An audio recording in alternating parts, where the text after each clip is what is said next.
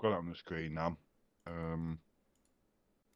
Hear me still? I can still hear you. We're good. I'm just trying to get it to look right on my screen so I can see people, and then hopefully people can confirm they can hear us. I know you can all see camera at the moment, so let me just get that sorted for you guys on here. Oh, it was already open. That's what we want. So let me just put this full screen for the people.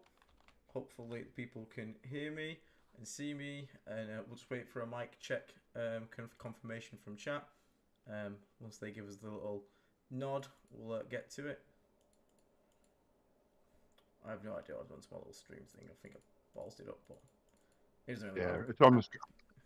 I can see it on the screen now, mate. You've got the you've got it. Yeah, nice so everyone can see the thing, hopefully, and can everyone just give us a mic check on myself and a mic check on Will. Will's obviously here with us today.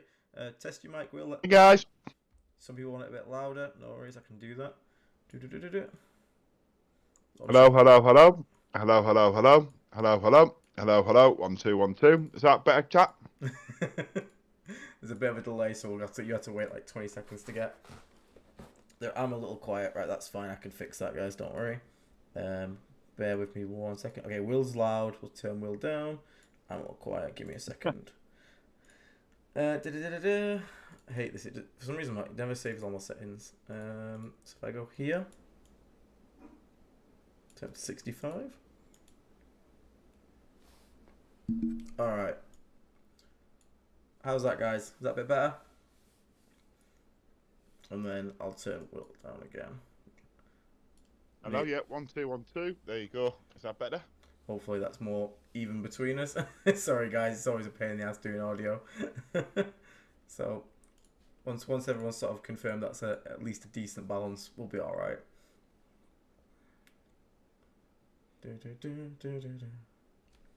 It's honestly the worst part of it all. Right, someone just said perfect. We got a yeah. Okay, sweet, nice. Okay. Nice one. All right. So yeah, hi everyone. Welcome to another episode of Disgustingly Resilient Podcast, sort of live this time.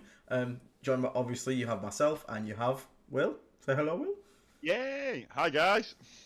So, obviously the title kind of says it all. Recently, just the weekend gone, took down the Gravel Pit GT, which was hosted by Will, so it's definitely not rigged, guys. I promise, it's definitely not rigged.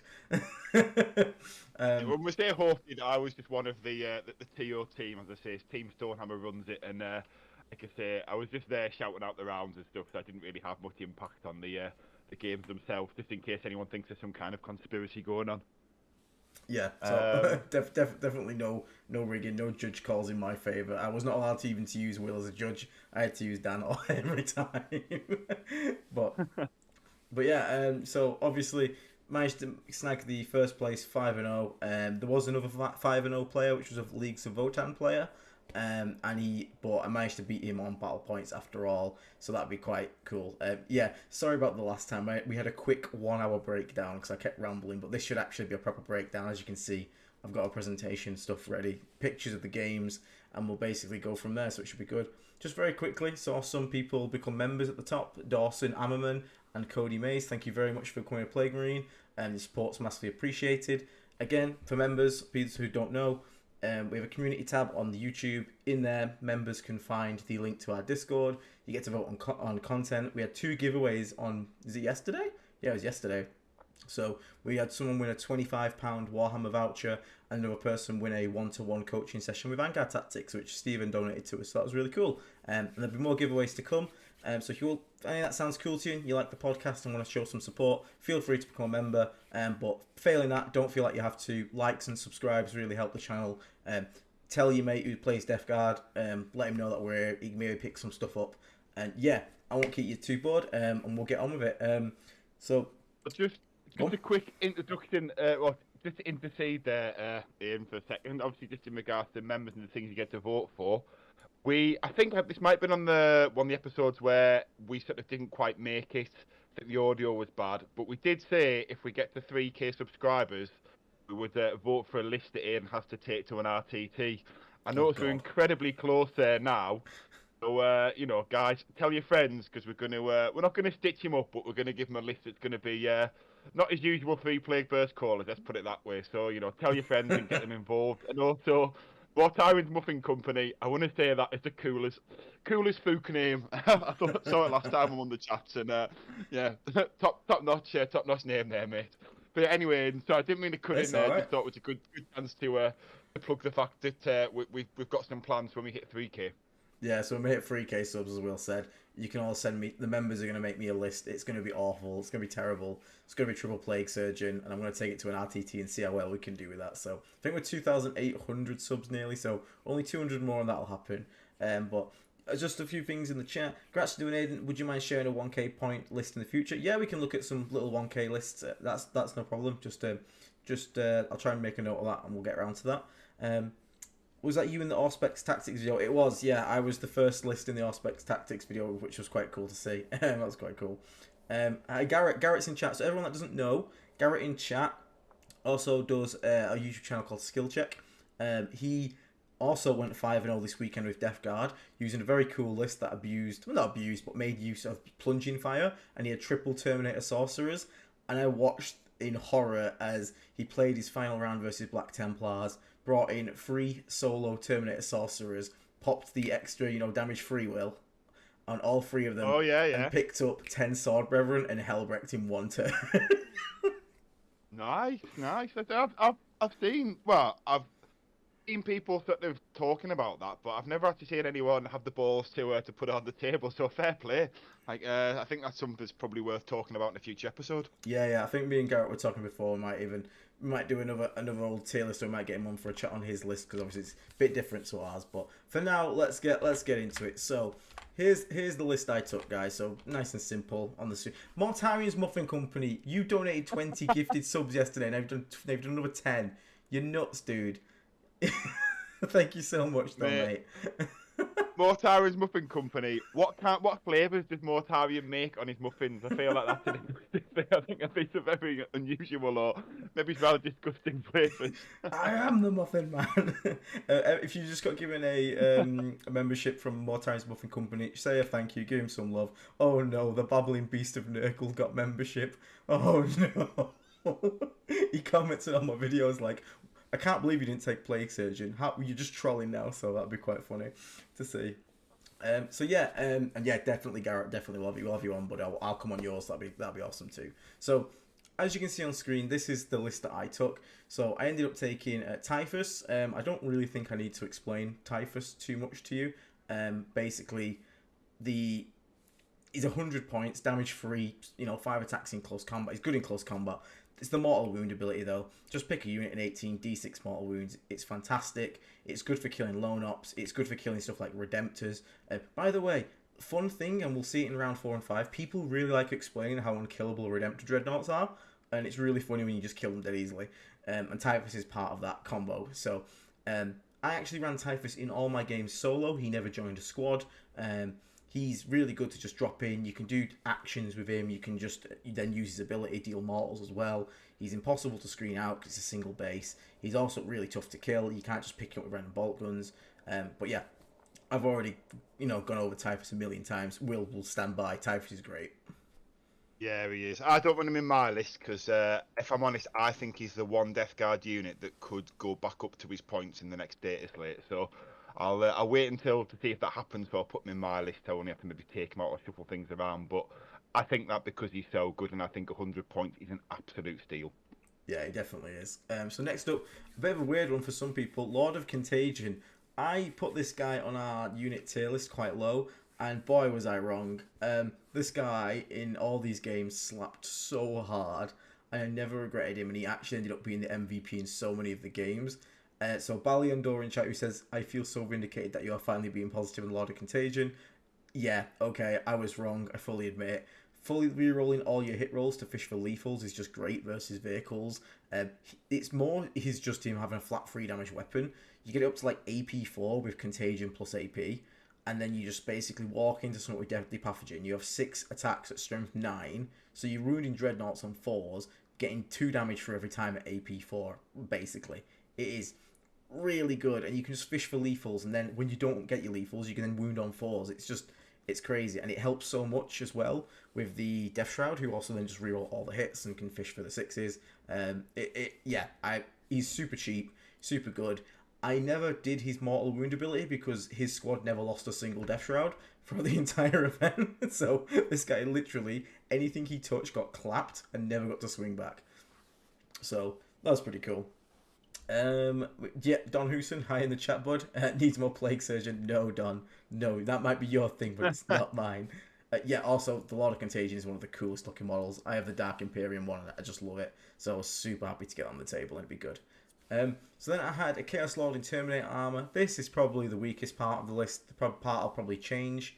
I didn't really like it that much. The reason I brought it because I was going heavy on the Mortal Wound angle. So obviously has his aura of Mortal Wound. So the idea was if someone tries to clump 3 Redemptors in the middle, he can then, start on the board, just get in range of the Mortal aura and basically try and plink some Mortals off.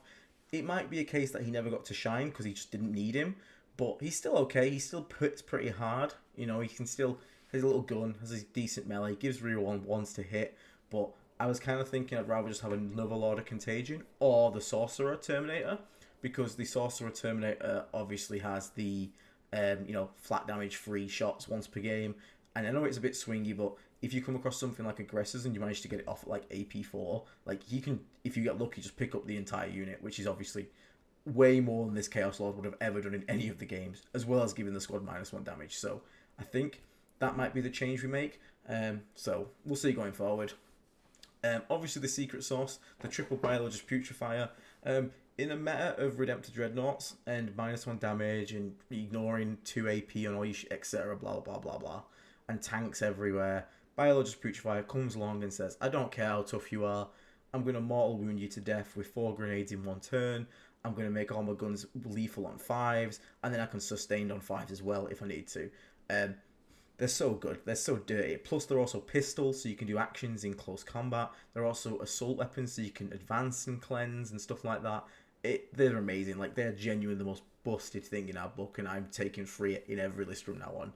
Them plus Plague Marines make them hit way harder than they have any right to, so they're fantastic. Did you use any enhancements? I did. Deadly Pathogen on the Lord of Contagion for the +1 strength, +1 attack. I think the extra +1 strength and attack came up once, but I don't really care about that. For me, it's just 15 points for +1 strength, +1 attack, which is decent. We had a single Foul Blight spawn, which basically went with the 10-man squad. So the Bios Putrefiers as well. 1 always went with a 10-man, and 2 went with 2 different 5-mans. I'll get to the options and why they're a bit different when we get there. But Foul Blight spawn, it's as self-explanatory as it gets, isn't it, Will? It's a fight is first, isn't it? Pretty much, yeah, and his flame is not bad either. So I was trying to explain in the chat there to Wade as well that there is some hidden anti-tank in Aiden's list that he'll get to when he starts breaking down the games. But every time I try and comment, it's just putting a smiley face for some reason. But yeah, the Foul Blight spawn is, like I say, the flame is no joke, and the fight first on the Plague Marines, who are quite squishy, but when they do get hit first, they hit like, well, they hit way harder than they should for the points, let's put it that way. But don't want to get too many spoilers away, because Aiden's going to break all this down as he goes through the games. Yeah, that's a good way of putting it. I don't know why you can only put in smiley faces. That's kind of funny, though. Yeah. So a bit different. So this list was inspired by Pierce Condren and Max Gvis's Plod squads. They're running 6x5-man Plague Marines. I do mine a little different. I run 1 10-man and 4 5-mans. The reason I like the 10-man is because I like having this brick anchor unit that can basically obliterate stuff. So if they have like 10 Sword Brethren, I have 10 Plague Marines with all the buffs and fights first to sort of deal with that. Having that big like 10-man brick of fights first means people can't just pressure you with a really strong melee unit. So that's really nice to have. It also just suits my kind of personal playstyle more. If someone wants to put something really daft into the middle of the board, something big like a knight, 10 Plague Marines are definitely going to kill it. They kill way harder than they need to. But people ask me a lot, why not just go full melee? It's very important for me, personally, to basically combine shooting and melee in these squads, because the problem is you don't want to come into a position where you've got like 10 Plague Marines with just melee, and you come up against a Rhino, and then all you can do is charge the Rhino, kill the Rhino, and the contents inside the Rhino kill you. So having the guns there being active in multiple phases is incredibly important because it just gives you more options. Plus, it maximizes the potential of the biologist putrefier. So there'll be games where I like shot one Redemptor to death, charged and killed another Redemptor. So having the guns there just to make sure that they're always contributing on these squads is really important. So don't ever leave your guns. Guns are very important. Then we had two different kinds of 2 times 5 mans. So we have 2 5-mans with the heavy plague weapons. They've all got plasma and blight launcher. And then we have 2 5-mans with bubotic weapons. So the difference is obviously heavy weapons have 3 attacks at weapon skill 4 but higher strength and 2 damage. And bubotic weapons have 4 attacks each at weapon skill 3 but at strength 5 instead of 8 and only 1 damage. The reason I brought the bubotic weapons is because Redemptors are goddamn everywhere. Redemptors are toughness 10, minus 1 damage. So because of that, bubotic weapons and heavy plague weapons actually do the same to them. Strength 8 and strength 5 is the same versus toughness 9 because obviously we drop them down 1. So they're both wounded on 5s. And minus 1 damage means the heavy plague weapons are damage 1. So bubotic weapons are already damage 1. So bubotic weapons actually become much stronger versus Redemptors because you get more attacks at the same AP and a better weapon skill, which means more lethal hits, more sustained hits, and just more natural hits. So in the matchups against Redemptors, for example, we actually put the biologist putrefiers with the bubotic weapons because we just then get more swings at them. So it's kind of a tech choice. And to be honest, they kind of just killed anything they touch anyway, like infantry-wise. So having heavy or bubotic versus infantry that they'll be trading with isn't too much of an issue. It's more just when you're running just stuff like Redemptors. But that is the reason that there's two different kinds of 5-man squads. Hope that makes sense to you guys. But yeah, that was my idea behind that, Will. No, it makes good sense. Yeah, I think that's a good point because I think I saw one of your games, I think it was against the Necron one, where kind of just sort of hovering over you, and I saw the plasma guns on the 10-man squad. Now, I did ask you about it in between rounds because I was quite surprised it wasn't 5 heavy and then as many of the light ones. But it makes sense when you talk about being able to play both phases because, like you say, the overcharged plasma guns do damage, especially with the 2 damage on them and the 2 damage. Other weapons, I forget they're called, the blight launcher. Blight launchers, yeah. Especially when you can push them to like AP4 with contagion, and it also makes Boil Blight have more use because, like, I'll Boil Blight a Redemptor just to take cover off it, and now it's not just benefiting Plague Burst Crawls, it's also benefiting all those Plasma Guns and Blight Launchers as well. So it just kind of it makes it more valuable, and you more likely want to use it. So then we have so we have 2 units of free Death Shroud. So Death Shroud are just generically good. I don't really do big 6-mans. It's never been my thing. I think it's too much in one place and it just gets picked up by focus fire. 2 times 3. 1 always rapid ingress. That was always with the Lord of Contagion. That would be every single game I'd get a rapid ingress off. Maybe sometimes it was defensive rapid ingress. Sometimes it was an offensive rapid ingress. Just having them there meant your opponent's always trying to screen out. Plague Burst Calls are really good at killing screening stuff. So that's kind of like they helped each other. And most of my games, I did end up managing to rapid ingress into either the back or into a weakened position with the Lord of Contagion and free Death Shroud, and they basically just walked through whatever they touched at that point. Don't really need to say too much. They're kind of self-explanatory. Death Shroud, they're just fairly tough. -1 to wounds, really nice on them, versus higher strength. And they just got decent melee, and especially with the full rerolls to hit, lethal hits is not a problem to get. So yeah, Death Shroud are great. Triple Chaos Rhino, you don't take Plague Marines without Rhinos, in my opinion. Rhinos are just far too good.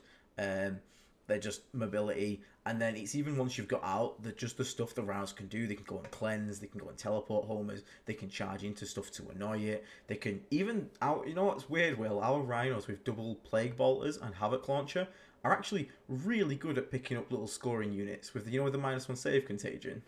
Yeah, it all adds up, doesn't it? I mean, like sometimes being able to just sort of like click those last couple of chaff models from like say a Guardsman unit or something, it really does add up. Like especially like you say with the lethal hits as well.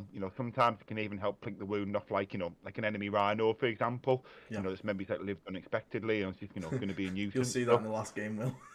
Matt was not happy.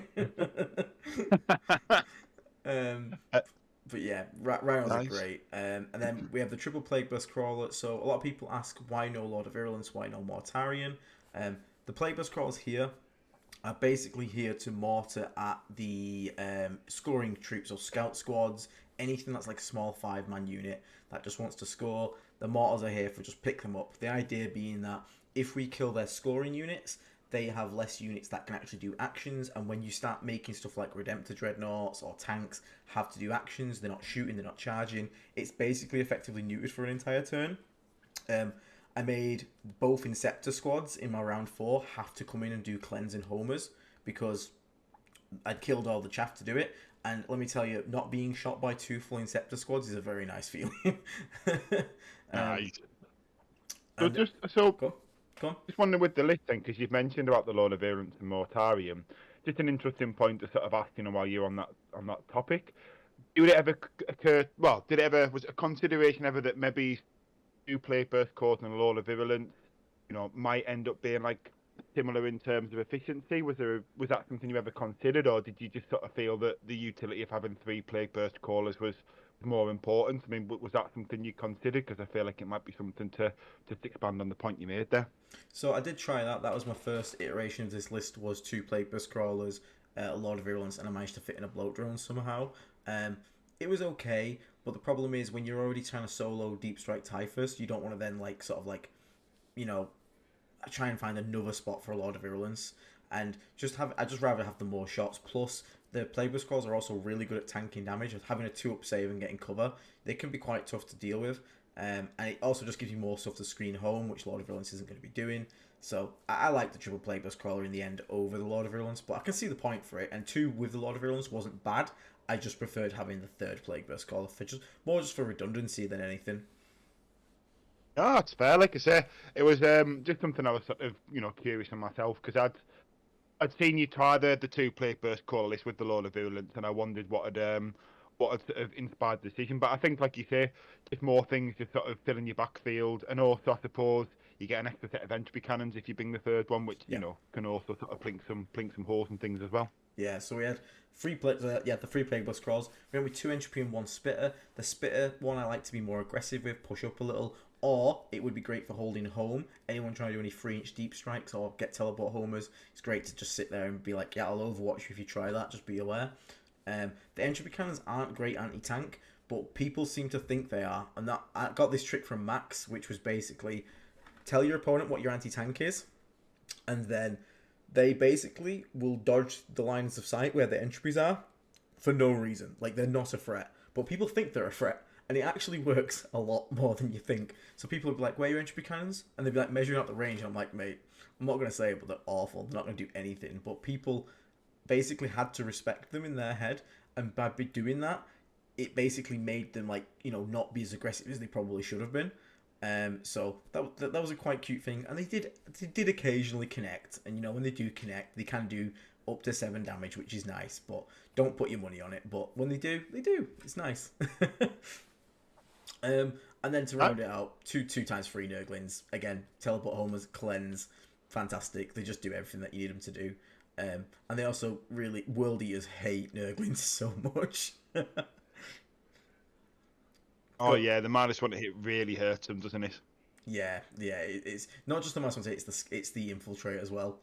We'll get into the first game. People will see what you can do with that infiltrate to stop World Eaters, which is quite funny. I'm just going to check chat, see if I missed anything. They picked Cleanse. Yes, they did pick Cleanse and Homes over Assassinate Don, because I suppose I could have just kept all the characters back. But in the end, to be honest, he still scored max on both of them, but well, near max. But it was the primary that basically got him in that game. I'm really hoping none of this is nerfed too bad. I don't think we need nerfing, really don't.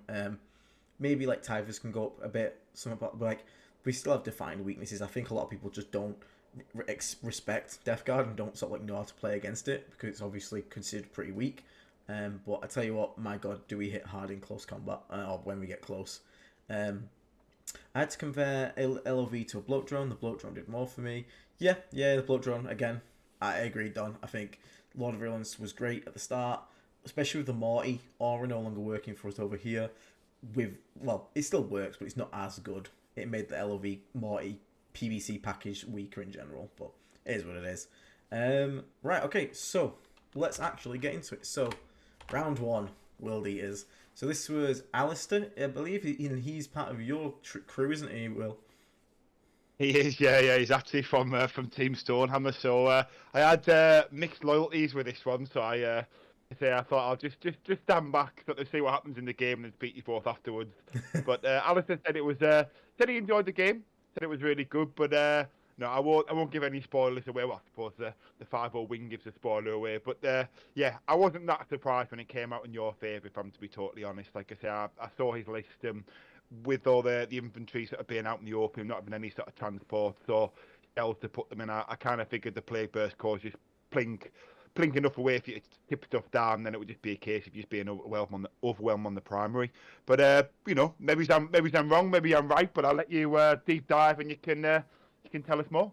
Yeah. So basically, just before we start this, I'm going to caveat this that all these games basically ended in a single turn. Not like turn one, but like there was a turn where I did my thing, and it basically was the equivalent of Bane picking up Batman and like snapping him over his knee.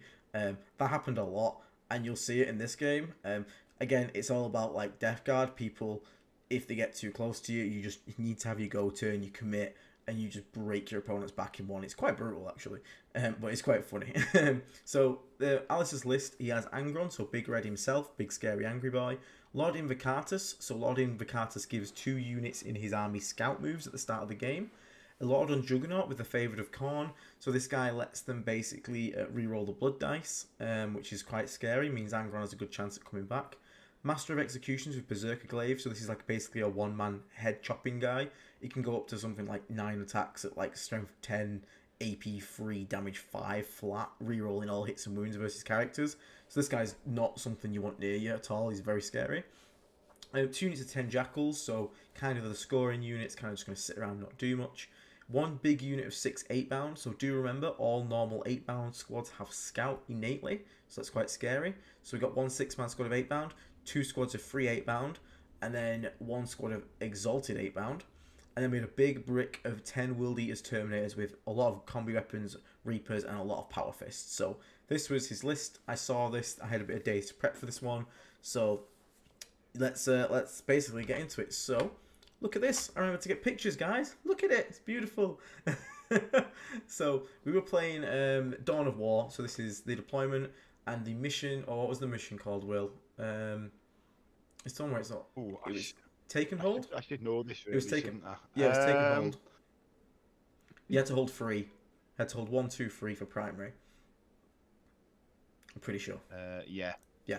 Do you need me to get the missions, by the way? Because I can just get them all from the past. Yeah, nice one. Yeah. So the primary was you need to hold 1, 2, and 3, 5 points for each. So just for people that don't know, I decided to play fixed every game. I was testing fixed, and from now on I will be playing fixed. Fixed is incredibly good. Basically, just knowing what you have to do is really powerful. So in this game, as you can see from the deployment, as we're setting up, I basically wanted to castle up because obviously with World Eaters being as fast as they are, which is pretty scary, there's a good chance if they get first turn, I'm going to get charged turn 1. So some questions already in chat. Terminator is not in Deep Strike. 1 unit of Terminator is in Deep Strike. 1 unit of Terminator is on the board. This is because if the World Eaters player gets first turn and pushes my shit in, I need something there to answer it. Because if my Terminators can't come in till turn 2 and the World Eaters are already on top of me and they went first, they're going to get 2 full turns where I can bring in a Terminator, at which point I could have already lost. So I need to make sure I have some counter slap there. Now, as you can see, I have my Nurglings screening the front of my PBCs in case Angry Ron comes in. He's not going to be able to get to the back of them with a charge, but he can get into the front. The Nurglings are just there to block that. The Nurglings have also been set up so that they're within 6 inches of the middle, so they can move and basically do a teleport homers because you don't have to be wholly within, just within. I did take teleport homers, and in this one, I took Storm Hostile Objective. The reason I took this is because the primary requires you to hold 3. So the World Eaters, being aggressive and also needing to score primary, are going to want to be taking objectives off me. So the idea is that I would then kill them back with a charge, take it off them, score Storm, and then World Eater unit would come in, kill me off it, and then I'd kill them back off it, and every turn we'd basically be trading these middle, especially because there's 3 objectives along the middle. It's a lot of trading going to be happening. So that was the logic. Teleport homers I took because I can get the Nurglings in the centre to teleport homers, and then basically as soon as turn 2 comes in, Typhus is just going to sneak in a corner somewhere, fling out walls and do teleport homers every turn. Because the World Eater's deployment zone is so wide, because it's Dawn of War, and World Eaters need to come forward and be aggressive, he's not really going to be able to spare units, especially in his list, to screen out the backfield. So all we need is one gap. Typhus went in, and then he just scored teleport homers for the rest of the game for us. So that was the logic. So what you might not be able to see, and I'll just move my mouse so you can see it, behind this wall here, there's 3 Nurglings. So the reason I've done this is because we did a little naughty thing, we did a little bait and switch. So Alistair told me afterwards he was expecting me to sort of deploy evenly across this entire front, and I didn't. I started slamming it all in this one corner. So, being a World Eater player and wanting to get on top of me as fast as possible, he started slamming all his units up here. So he put his Lord Invocatus, all his 8-bound here, more 8-bound behind here, some Jackals here. Angrion was over here. So if he got first turn, he could basically scout and get onto me. That's where these Nurglings come in. You can't finish a scout move within 9 inches of an enemy unit. So these 3 Nurglings being here took his 4 natural units with scout plus the 2 that the Invocatus can give, and said no, and he didn't get a single scout move, which is really funny. So I held these Nurglings to the last deployment. So I'm deploying all this down, so he's putting all his stuff over here to come and kill it, and then literally my last drop was those 3 Nurglings to just be like, nope. Which obviously then screwed over his scout, which means even if he gets first turn, there's a good chance I'm going to get a lot less getting into melee with me, which is really nice. Now, we also did put 1 Rhino on the far left. This is because we just didn't want to leave this open here. He did have some 8-bound in the ruins opposite this Rhino. I just didn't want to leave this open for free. Also, in case Angrion tried to come to the left, just so we can sort of challenge him a little bit. We don't just want to leave a flank open for him to get free primary all game. And that's the only reason that Rhino's there. But everything else, as you can see, is concentrated really heavily on the right side. The Flamer PVC is the one on the far right. So if the opponent takes his objective, he's going to drive out and basically start spraying onto there. But as you can see, we have this Rhino here with 2 5-mans in it. The Rhino on the right's got the full 10-man in it. These are all ready to respond to the opponent trying to take this objective here. And if they become aggressive, maybe they charge, maybe they kill the Rhinos. Then we get out, counter-charge and kill it all. Okay, so hopefully, any questions on the deployment there, Will? No, it all made sense. I mean, I thought what you did with the Nurglings was really smart. I actually, I wasn't familiar with the not being able to advance, pre-game move within 9 of an enemy unit. I actually came across to it last night where I played Marcus, who, well, for people in the chat, he's part of the Team England setup, but he's not part of the the WTC sort of first team. But I played his Tau, and he screened me from pushing my cultist forwards, which is the first time I've come across that, I guess, as daft as it sounds. So yeah, I think the fact that you were able to sort of do that with your Nurglings was really smart, and also a note to sort of people who are using cultists in their death guard list. If you've got Nurglings as well, and the opponent's got things that can sort of stop your pre-game move with, it's worth sort of maybe putting the Nurglings to sort of help your basically to make sure you can get your pre-game moves. So what you did there, Aiden, was really smart, and something that, you know, like I say, having had it done to me just yesterday actually, and then also seeing what you did, kind of solidified that smart tactic. Yeah, it's really nasty when you manage to catch some of it. Hey, down in the chat as well. Welcome, mate. So so he actually won first turn, which was obviously what World Eaters really want. World Eaters have a much higher win rate if they get first turn. And he rolled his Blessings for the Blood God. He didn't get advance and charge, but he did get +2 move and a 6-up Feel No Pain. He would have the 6-up Feel No Pain all game, and he was super annoying.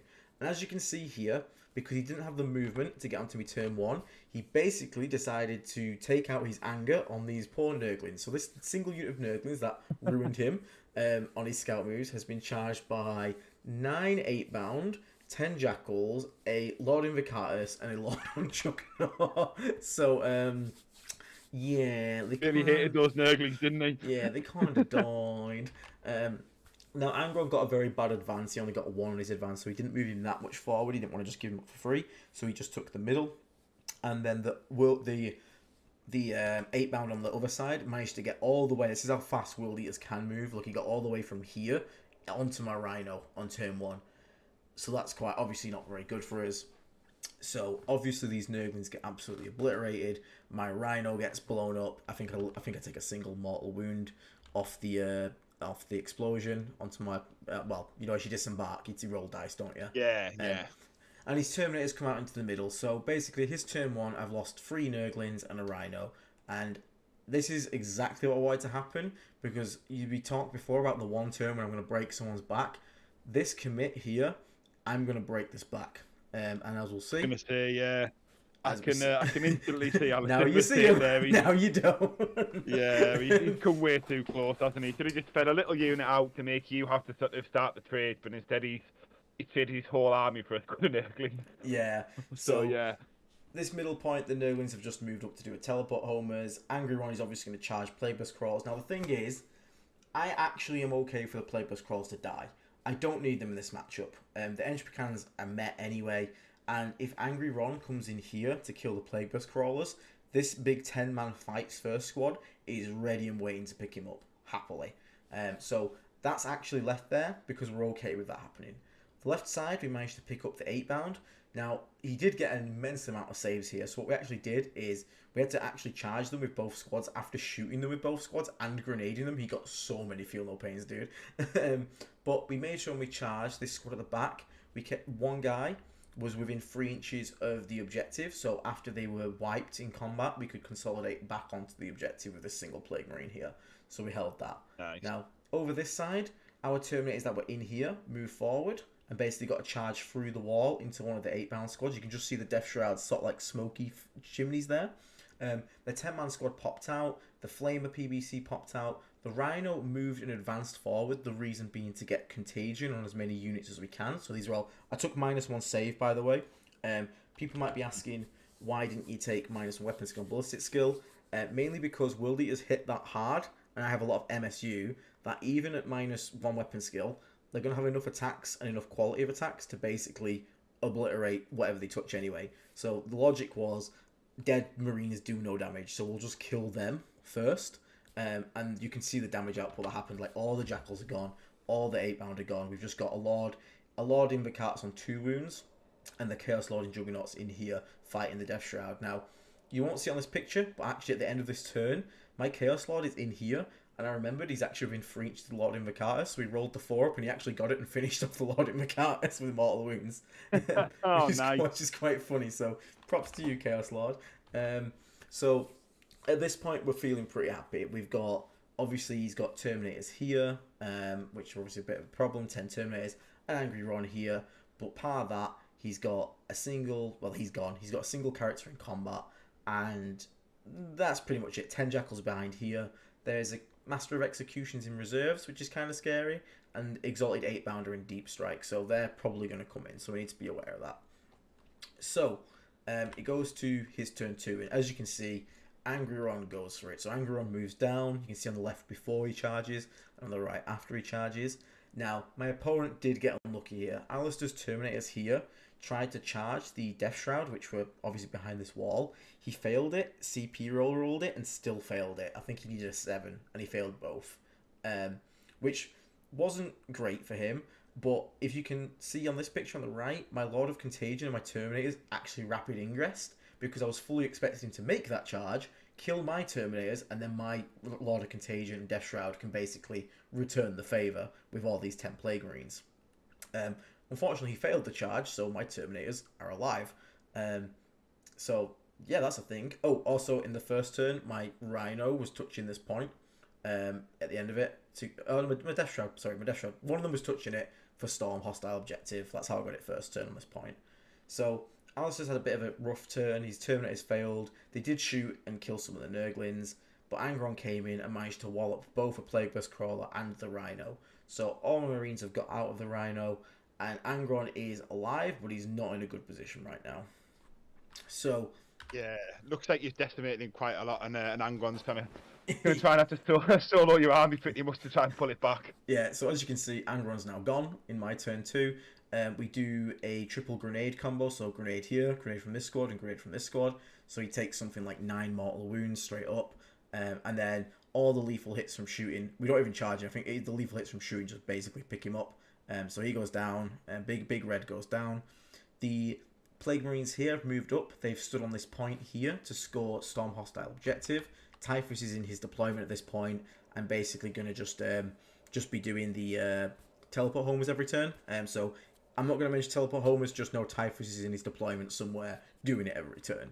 So we scored Storm here. And both my Terminators managed to make a charge into his Terminators. Now, I was surprised here because I didn't know World Eaters have a -1 damage stratagem in close combat. They also have 6-up Feel No Pain because of the blood type, so they were more Death Guard than I was. But even with that, we still managed to pick up quite a few of them. I think we managed to end up picking up like almost 6 of the Terminators with both squads swinging. Lord of Contagion going down to damage 2 instead of 3. It was obviously big and important, but still managing to put 2 damage through at a time is really nice. So this fight's going to continue. The World Eaters swing back. I think they kill 1 Death Shroud. He got a bit unlucky on his rolls. He got some good invulns. But again, they're starting to lose numbers at this point. I've obviously out-OC'd him. He's got 1 Jackal and a Terminator on it. And you can see on the left picture I've got 2 Plague Marines because Plague Marine OC being 2 is massive. It comes up so many times. It's so easy to take people off points. So turn 3 happens. And now we start to run into a bit of an issue. Unless Alistair takes a point, I can't storm anything because I've killed him. So I keep running into the issue where I'm killing people too fast. So he's playing tactical and he draws tempting target. Now the smart people probably would have picked the objective all the way on the left here, back from turn 1, because he's got literally nothing there. But because I needed to get him to storm hostile objective, I picked the middle where his Jackals were already, so all they had to do is walk forward and take it. So he obviously does that, which is good for him because he gets 5 points. But it also means next turn I can do what I've done in this picture and just walk on with more models and take it off him for storm hostile objective, which is really nice. As you can see, the ongoing combat in that turn basically killed all the Terminators. There's no Terminators left in this left picture. But the Master of Executions has come out to play. He goes for the charge and swings in. I think he manages to pick up the Chaos Lord and Terminators here because obviously he got the damage 5 on his weapon. He got really high roll on it, which is quite nasty.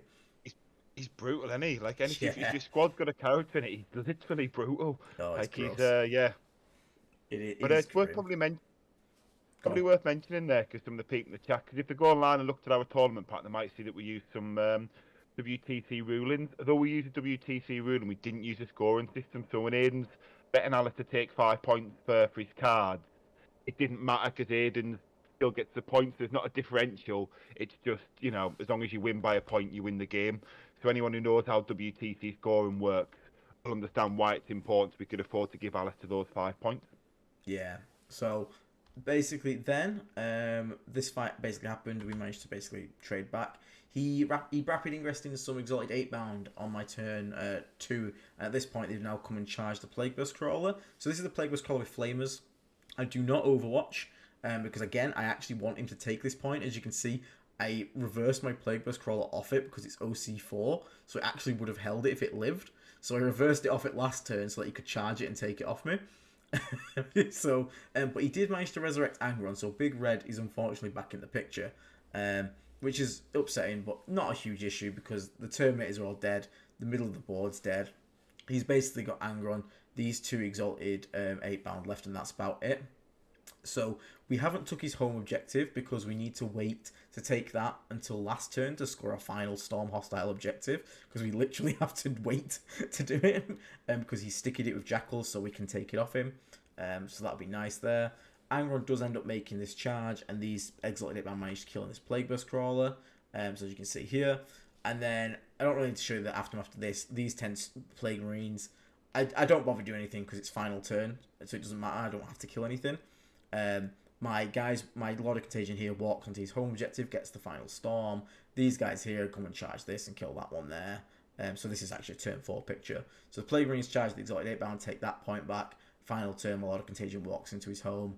Typhus, as you can see him there, he's been doing deploy homers all game. So Angron could technically come around and kill some, but it was better for him just to sit on the point and score points, basically. But yeah, so that ended up, this is the final score, 95 to 76. So obviously Alistair still scoring really well for how brutal that first turn was for him. He managed to get a really good score. But one thing you'll see is this list that I took is so good at just scoring. It's just like 15, 15, 10, 15, and like 3, 4, 4, 4, 4. It just scores super easy. And as you can see, quite a comfortable victory. We've still got, big 10-man brick, 2 5-mans here, Typhus, Lord of Contagion, Death Shroud, and the Plagueburst Crawls honestly died because I needed them to die so we could take points. And there's also 10 Plague Marines up over here behind this building. So yeah, that was round 1. Really happy with that. Really nice start to basically the game, the event. Any questions on that one, Will? No, like I say, I mean, I kind of spoke to you both a little bit afterwards. There were some things that you kind of said that I hadn't sort of, really realised. Like Alice's first that we charged everything into Nurglings. I think that was a bit of a schoolboy on his part. But yeah, on the whole, though, like I say, quite an impressive game. I suppose an Angon came back to life. Maybe sometimes that would have been a bit of a bum squeaky moment, but Yeah, I suppose at that point, it sounded like it was kind of there, but it was came back, which is good, but it sounds like it wasn't going to be enough to swing the game. So yeah, so I guess on to round 2 then. So what did you face there? So we actually faced Tyranids, Endless Swarm. I've never played against Tyranids this edition so far, so this was the first time against Tyranids, and it was a bit of an eye-opener. So we had a Hive Tyrant, a Neuro Tyrant. So the Hive Tyrant gives out the 3 stratagems per turn. The Neuro Tyrant has the, when I do my Battle Shock once per game thing, where my entire army has to do it, I'm at -1. He also gives out extra range Synapse, and he has a Nasty Flamer. So he's interesting. A unit of 20 Gargoyles, which I cheat. So 20 Gargoyles are in this list. I ended up killing 60 of them. Fuck Gargoyles. So he had 2 units 10 Termagants, a unit 20 Termagants, another unit 10 Hormagaunts. So lots of OC here.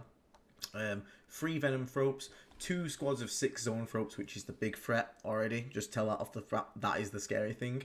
A single Lictor, Maliceptor, Exocrine, a Tyrannofex with Rupture Cannon, and a Biovore. So, You know what might be an interesting thing to talk through here Ian, before we go through the game? Because obviously I know before the game you're quite sort of, you come up with a plan, you work out what the opponent's army's trying to do, then you kind of come up with the counter for it. But maybe, what do you think he was trying to do there? What did you see his tactic was probably going to be? And then how did that sort of like help you shape yours? 'Cause I think that might be something that kind of helps people sort of think about how you think about the game. So, if I was playing his list, all this OC2 here is going to basically just make your opponent have 0 primary. You don't care if it dies, it can respawn. So your entire idea for me is to use stuff like the Biovore and all these guys to score score secondaries, while also denying your opponent primary. They're not really going to hold primary because they die so easily, but that's where you have stuff like your Maliceptor, your T-Fex, your X-Creen, your Hive Tyrant can go and stand on points, while these guys are basically blocking your opponent, holding them in. Your Zone Thropes are sort of like your big hammer unit. They do a lot of damage, so they were like the thing I was scared of the most. The T-Fex with the Rupture Cannons is very swingy. It's like 2d6 damage, so it can either like one-shot you or not. The Biovore shoots out a Spore Mine that's going to do homers every turn and basically get you 20 points on that, because you cannot screen out a single like 20mm base. It is impossible. So I think that would be the game plan I was going for in his head, if that makes sense. So yeah, so I take that point, then you start to sort of formulate your own plan and take it kind of undo his plan, along the way. Yeah, basically. So what happened is, I didn't get a point picture, but you can see it from turn 1. My opponent got first turn again, and this horror happened. This is 20 Gargoyles spread out across the entire board that moved towards me, shot, and then moved again because they can move after shooting, and move blocked my entire army across the entire board turn 1. I didn't see this one coming, that's for sure. This was a bit of a pain in the ass. I had my Nurglings behind this wall so they could move around it and get within 6 of the middle. So now they can't do that because the Gargoyles are stopping them, so I'm not going to get a first turn teleport homer, which is not good for me. All my vehicles can't move because they're now move blocked. Everything's pretty bad. Now, actual deployment wise, we kind of went for 3 Rhinos again, so we kind of put in more pressure on the left side here because where all his big bugs are. We put another unit of Terminators on the board because I know basically that these Gaunts are going to keep trying to take my home primary off me. So my idea was to get 3 Death Shroud sat on that point, and the Flamer Plagueburst Crawler is the one closest to them. So they're basically going to overwatch that point the entire game. So if the Gaunts want to come close, they'll have to charge the Death Shroud and get overwatched by them. We're trying to hold this point, or at least keep clearing them off it as much as possible. But we really wanted to pressure his primary back on the left. That's why there's lots of Plague Marines over here. Plague Bus Crawlers are set up so they can come out to the left and get entry shots down at the T-Fex. So that was the idea.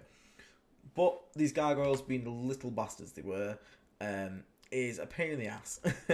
Now, one thing that happened here is... So this picture on the right is before he did his extra 6-inch move after his shot. So he shot and then moved closer. So these actually get an extra 6 inches closer. Now, this bottom gargoyle actually moves within contagion range of the Chaos Lord in this unit. And that's when we realise I have to roll my mortal wounds. And I managed to roll the 4-up. And because of the way he's strung out his guys, if a single gargoyle dies, the entire unit dies down to like 5 guys because of coherency will, because they're strung out max. Now, once I explained this to him, he was obviously like, "That's huge. I've basically just lost my entire thing. My entire plan's gone." And he wasn't fully aware of the Chaos Lord doing that. And I told him obviously in the, in the list, but obviously you don't really think about it as you're doing it. So I actually let him take it back and let him do the same thing, but keep 3 inches away from the Chaos Lord. Now, if I was going to be a dick here, I could genuinely just say no, get screwed. But I'm not going to do that to someone. Like, we're here for fun at the end of the day. I'm not going to win at all costs. So we let him take that one back. But you can imagine, actually, that's actually quite nasty if that would have happened. He'd have just, like, lost that entire thing for free and done nothing about it. That was good of you to do that. I think it's one of them things where, like you say, it would have been a fair play if you'd have sort of, like, hammered home and said, "I told you," and whatever. And maybe top table, when you're playing for the 5th win, maybe that's a bit more acceptable when it's kind of like, there's something on the line and someone else has had a good run to that point. But I think, second round, that's a really nice thing, especially if it's just turn 1 and you've both still got plenty of chances to win the game without when you got to. So I think that was it's testament to how to play the game, really. Yeah, exactly. So if you ever get in positions like this, guys, don't try and screw your opponent, like, especially not round 2 in an event. Like, the guy didn't know it. I don't know Nid stuff, so me also doing this precedent is going to give him precedent to maybe give me a take back later if, I get caught up by some Nid bullshit that I didn't know about. Like, at one point, I moved within 6 of Gaunt and it could move and move block me. I was like, oh, I forgot they can do that. Do you mind if I'm not getting within 6? And he was like, yeah, sure. And he did that because I gave him the same, amount of, like, respect in this first turn. So having that gives you that nice thing between you where you can play by intent of each other, which is really nice. Prometheus Williams, $10 donation super chat thing. Thank you very much, mate. Will and Aiden, the dynamic duo. That's us. Back at it again. Wow. Pinky in the brain. I think that's a better. I think that's a better assumption of us.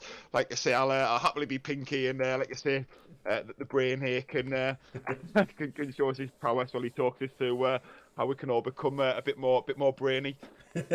So turn 1 on my turn. So as you can see, the gargoyle line has disappeared. Now I did something a bit here, and then my opponent did something which kind of was a bit of a misplay on his half. So I moved my Plague Bus Crawls out to shoot the T-Fex. Guess what? It did nothing. I got 5 Plague Marines out of this Rhino on the left and charged the gargoyles, and my Death Shroud down here charged the gargoyles. I didn't want to spray them because I wanted the movement from the charge because I've been move blocked. So we charged them in, and these guys charge in. Now the Death Shroud go with the sweep attacks because I think, is it 6 attacks per, isn't it, Will, on sweep? On the Death Shroud? Yeah, is it 8? I think it's 5 or 6. No, definitely not 8. It's 5 or 6. I think it's 6. 6, isn't it? One of them underwhelming things where, unless you are fighting chaff, there's not really much point. I'm pretty sure it's 6. Yeah, it's 6. I just got it. Yeah, so I was looking at the gargoyles. I was like, right, okay. So 6 attacks each. That's 6, 12, 18 plus the Chaos Lord's 5 attacks is 23. So I swept with 2 of the Death Shroud and slammed with 1 of them because basically you can obviously decide unit per unit. So the reason I did this is I would have 12 attacks plus 4 attacks, so 16 attacks, plus the Chaos Lord's 5 attacks. So we're on 6, 12, 16, 21 attacks. The odds are I drop at least some, because the thing is, I don't want to kill the gargoyle unit. I want to keep it alive, because if I fully kill it, it'll come back to life, and in my opponent's turn, he'll deep strike 9 away, shoot me, and move 6 and move block me again. Okay? So we need to not kill them. So we actually rolled less attacks to make sure we don't kill the entire unit. Now, unfortunately, I have my Plague Marines in combat on the other side, but my opponent, as he was pulling them, pulled the Plague Marines out of combat, which meant, actually, one Soul Gargoyle here lived. And that one solo gargoyle meant the entire unit couldn't respawn. So, nice. And also, because my Plague Marines charged, they're still eligible to activate, and because of the way I charged them, they were actually within 3 inches of an objective, which meant they were able and eligible to consolidate onto the objective, which then robbed it from this T-Fex. So nice. my opponent's turn 2, he's actually only holding the central. You're right. Oh, so you're on. Thank you very much, Natalie. She's so nice. He basically just held the center objective with the Lictor, which is obviously really nice for us. So that's quite cool. So the big screen's gone, but this is only the beginning, and it's about to get crazy. So turn 2, zone for. Oh, by the way, this entire time, there was an argument that I should have been mortaring the Biovore to stop his secondary, but my idea in my head was, I would rather focus on making my score as high as possible, and then I will just beat him on the primary game, because the Biovore is going to get teleport homes for 20. It just is. So but I need to take primary. As you can see on this picture on the right, I went for it on turn 2. And the thing that's going to kill Plague Marines in this list is the Zoanthropes. So every turn, I've been mortaring Zoanthropes, because I just want to keep killing them, so the number goes down, so my Plague Marines are safer. So yeah, I think that's a smart play. Yeah, so he moves forward these Zoanthropes down the center. His X-Screen comes across. His T-Fex stays where it is. T-Fex shoots at some Plagueburst Crawl. I think he does 8 damage to it. Drops down to 4. The X-Screen shoots at the Plague Marines that are at this wall. Kills them. The Zoanthropes came down to basically put some blast cannon shots into this Plagueburst Crawl on the right. Drops it down to 6. So not the worst turn for us. He doesn't bring the Gargoyle, as you can see, has charged my Plagueburst Crawler in an effort to get itself killed, because it wants to die so it can come back. But he didn't want to charge the Death Shroud. Gargoyle. Yeah, he didn't want to charge the Death Shroud, because obviously then I'd get a 3-inch move, towards the objective after I've killed it. Which is smart of my opponent. He'd rather put it into some... And also it makes my PBC -1 to hit if it shoots outside of combat then. Which is quite annoying, actually. So it was actually quite smart on his effort. Now, thankfully, I failed to kill this Gargoyle this turn, but unfortunately next turn in my turn, I did end up killing the Gargoyle. So they will be coming back. But as you can see, I have fully gone for it. I unloaded more Plague Marines. I rapid ingressed my Lord of Contagion Death Shroud here on my turn 2. Thank you, Natalie. My 10-man Plague Marine blob has gotten out. The grenade combos managed to pick up the Tyranids here and drop the Exocrine down a couple wounds. We managed to charge into the Neuro Tyrant with some Plague Marines. And I can't remember if we managed to kill it or if we just whiff and just don't do enough. And the Plague Marines in the center have killed out the Lictor with grenades. We managed to kill it with the grenade combo. And a bit of combined shooting from this squad here in the center, the 10-man, with the anti-infantry 2+ Flamer at the back. See the Foul Blight Spawn right at the back? So he's there to spray. And they managed to pick up all the Zoanthropes and the Lictor there. So far, pretty good. We've got a nice amount of OC on both objectives. Lord of Contagion Terminators are pushing in. I've also put some Nurglings, you can't see it, but like in this very corner on the left where this Exocrine is, I've dropped in some Nurglings as well, so they're doing homers there. So then, turn 3, the Swarm re-arrives. So this is what Nids are really good at. So the Gaunts coming to the center and out OC me on the point. The Gargoyles have respawned because I said my PBC killed them. They've done the same trick. Gargoyles are OC2, by the way, even as a fast attack. It's pretty mad, that, isn't it? So they're very good at taking people off objectives. Hard to deal with, aren't they, as well? I mean, they are squishy, don't get me wrong. They do die, and obviously where sort of blasting things really hurt Nids. But yeah, like the fact they're OC2, like 5 of them live. They're going to tie Plague Marines on it, so you do have to. Well, not kill them completely, as you smartly pointing out there, but you've got to whittle them down to 1 or 2 models, haven't you? Yeah, so as you can see on the left here, they took me off primary with the Gaunts, not in combat, just walking past me. But on the right, the Gargoyles took me off primary here. Now, people might be thinking, why didn't I Overwatch them? Because it's kind of pointless. I'm not going to kill all 20 in one Overwatch, and even if just 3 live, they'll take the primary off me. So it's better for me to save that command point there for next turn instead. So He's also brought in his second unit of Zoanthropes, the same spot up here where the first ones were. His Maleceptors also came in. And his Hive Tyrant charged into the Plague Marines that had just killed his Neuro Tyrant. The Hive Tyrant then whiffed and didn't kill a single Plague Marine. Because apparently Hive Tyrants really suck in combat. They're really bad, dude. They're like AP2 and that's it. Well, I actually walked past the table at this point and saw the Hive Tyrant charge in and walked past again. I saw the Plague Marines still there and the Hive Tyrant had died. Yeah. Got to ask you what had happened there. So he literally just whiffed. He didn't even kill our Plague Marine. I think he killed one because it's only strength 9 and AP2. So I had 5 up saves against it and it was wounded on freeze. So it was like, it wasn't great. It was, and it's only 5 attacks. It's really not great. But the Maleceptor then... It's got Morty syndrome. Yeah. So it's got Morty syndrome. Yeah. So also, back on turn 2, you see a 10-man Plague Marine brick here. Now, they could have charged into this Neuro Tyrant as well to make sure it died. The reason I didn't is because I was worried about the exact thing he did, which is these Zoanthropes showing up here. So by being behind this wall, the Zoanthropes can't come in up here because my Plague Marines were in combat with that Neuro Tyrant, which meant the only place they could come in is here, or like down the side. If they're on the right side, I'm out of range, so I'm safe. If they're behind this wall, they can't shoot me. The only place they can get shots at me is on the left, which is screened out. So as long as I stay here, this building keeps me safe from the one spot they can come in. So that's why I didn't commit them that turn. But then the next turn, after the Zoanthropes had come in, as you can now see, we've managed to commit a bit more. So we're on turn 4 now. The Maleceptor that charged my Lord of Contagion got ripped apart by him, because my god, that Lord of Contagion slaps so goddamn hard. The Hive Tyrant also got slapped by Lord of Contagion. He's just walking around slapping these giant monsters like, bye. So we killed all the Gargoyles with the Death Shroud Terminators. We went for the full sweepy scythes. Again, we've gone -1 save on this game. Didn't really care about the damage he was doing because it wasn't high anyway. For me, I just wanted to make sure that every time I swung at a gauntlet, it goddamn died. Probably could have took the -1 OC in this one. It probably would have been a better choice looking back at it.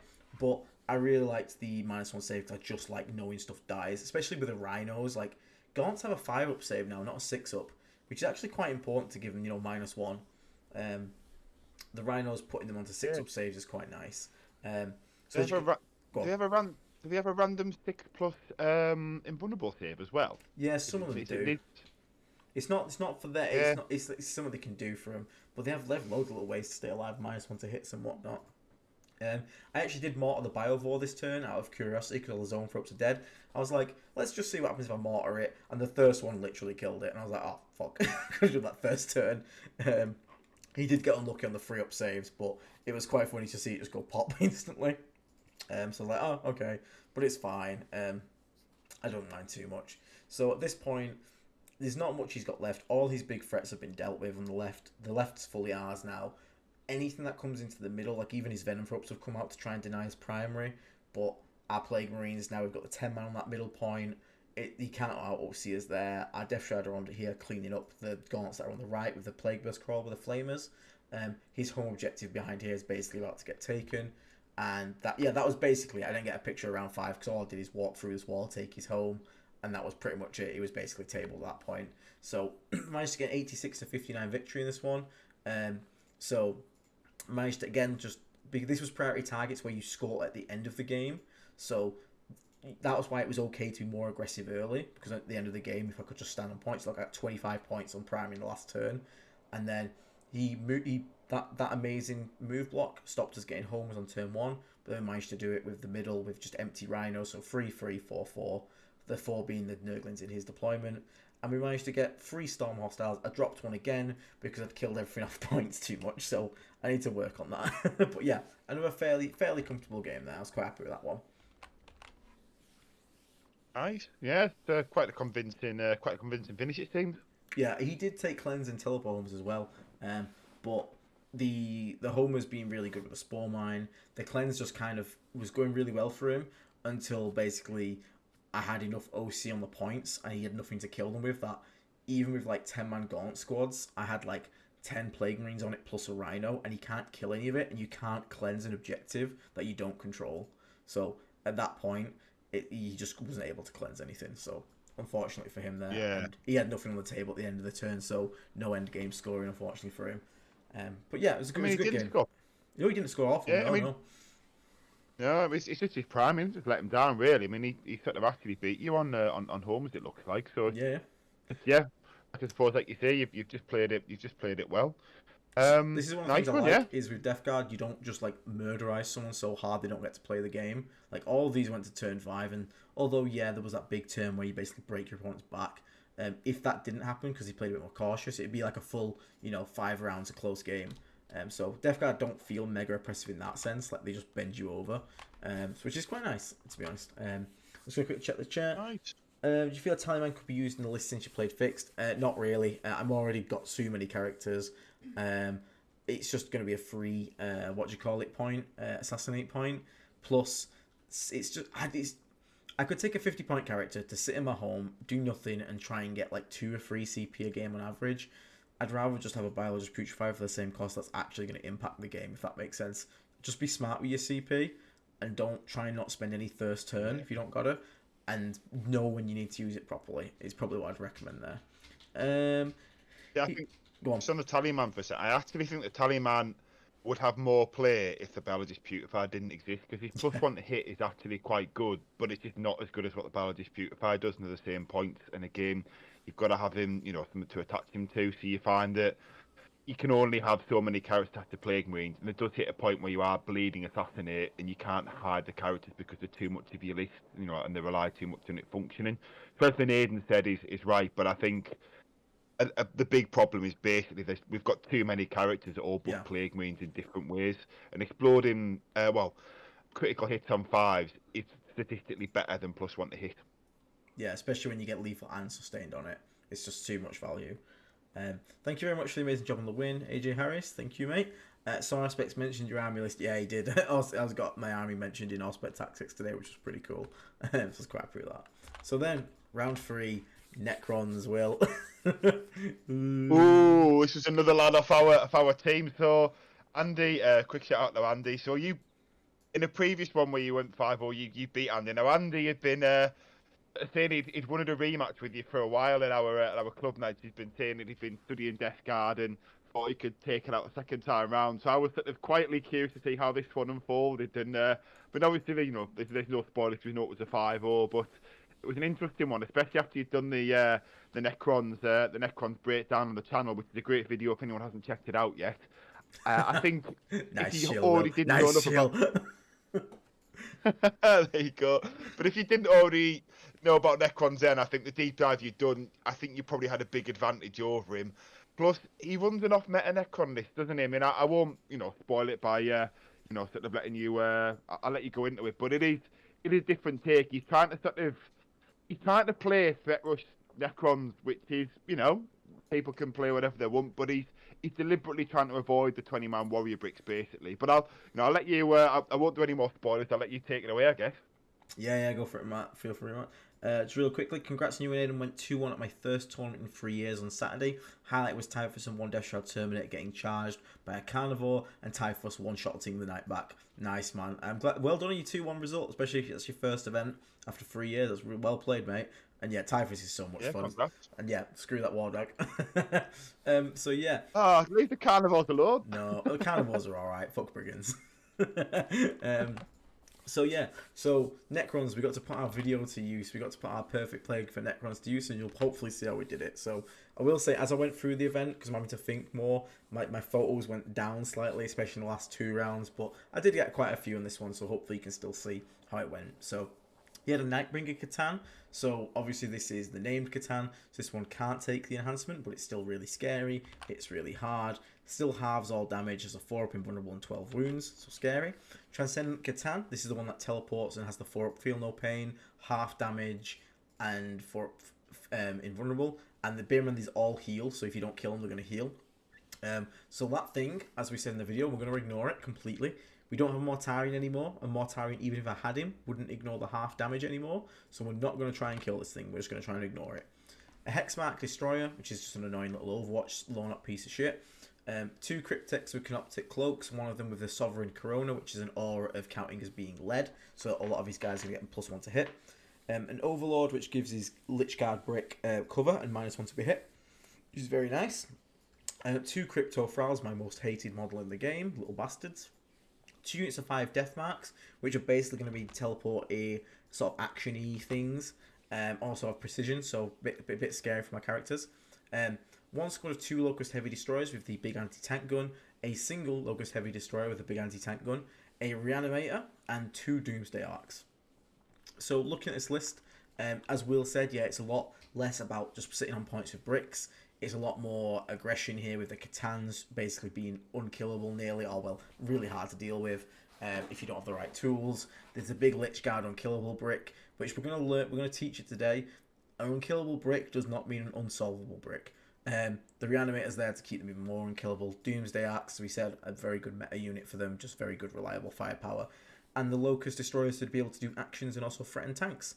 So let's get into it. So turn 1. So this is the end of turn 1. So this is, as you can see, the deployment basically just put these Lich Guard behind this building. The C'tan and the Doomsday Arc just reverse a bit up here. This Doomsday Arc reverse around here. My Plague Marines are in this Rhino on the left. All my PVCs are where they are, and everything else is basically where it is. So I got first turn in this matchup, and that was absolutely huge. As you can see, this is the mission with 5 primary, but we will... Do you want to tell them what we did wrong, Will? Oh, I'm getting distracted in the chat where we're bear baiting what you might have to do. So yeah, go on, recap. So something went wrong with the deployment, did it? No, not the deployment. What did we do wrong with this mission, Will? Oh right, yes, I do know. So it turned out fine, but this mission you meant to lift up the middle objective. Now there was actually 5 tables that did it. 3 of them were the top tables. So I'm pretty sure because one of the players, a guy called Dave, we'll leave his surname out of it, but Dave. When he corrected Dave was adamant and dug his heels in that he was still right, even though he even made us go and check the wording on our own mission pack. But I think what had happened is maybe you guys had just sort of looked at their table and copied it without sort of thinking too much. But yeah, basically you're meant to lift up the middle objective, so it changed the game a little bit for people, shall we say? I think that's the best way to put it. So it should have been harder to score primary. But obviously, you know, it was affecting both players equally. So because it was like part way through the game, we realised we said it would be unfair to come over and lift the middle objective over once you were sort of already a couple of turns in. So we did say that if the top tables had been like noticeably 10, 20 points ahead of everyone else, we would have docked everyone who'd done it 10 points off their score, winning and losing on those tables, not to try and, you know, penalise people to make it fair in the rest of the tournament. But as it turned out, lots of the tables, you know, there was people high scoring, and your scores were, you know, comparable with what had been there with everyone else. So we sort of we let it continue basically because it hadn't really affected anything. You know, it only sort of affected you and your opponent, and you've both been affected equally, and everyone else in the tournament still scored pretty high on that round. So yeah, but it was. Something that probably hurt you having a look at that picture there, where you can see some Necrons standing where you probably don't want them. Yeah, so that middle objective shouldn't really be there, but we played as it is. So I got first turn in this game, which was massively important. I basically just want to play around this Lich Guard brick. I don't want to interact with it, and when I want to abuse the fact that my army has lots of OC and his doesn't, to basically keep denying him primary, and then basically focus on getting better primary than him and better secondary score than him. Don't really care about killing it. I'll kill what I can, but I'm more focused on getting the actual primary. So first thing we do, 10-man blob in this Rhino, moves and advances, so disembarks across the wall, moves and advances, because I got first turn, into this building, and then we cleanse, because again, remember the Biologist Putrefier has an assault weapon, which means this unit is eligible to shoot after advancing, which means it can cleanse. So there's one cleanse. And then over here, our Rhinos moved into this building. We disembarked 3 inches after the Rhino had moved into the corner, because you can just disembark after movement. And then these guys on this point cleansed. So we're just going, again, we're focusing straight away onto the score. And these Nurglings in the middle, which infiltrated within 6 inches of the middle, they're going to deploy teleport homers. So first turn, double cleanse, and a teleport homers, and we're in good position. So we're really happy with that. So Andy's first turn, he moves up. His Doomsday Arc, his C'tan comes around here. This C'tan here, he actually ends up teleporting into my top corner here. It is what it is. I can't stop it doing that.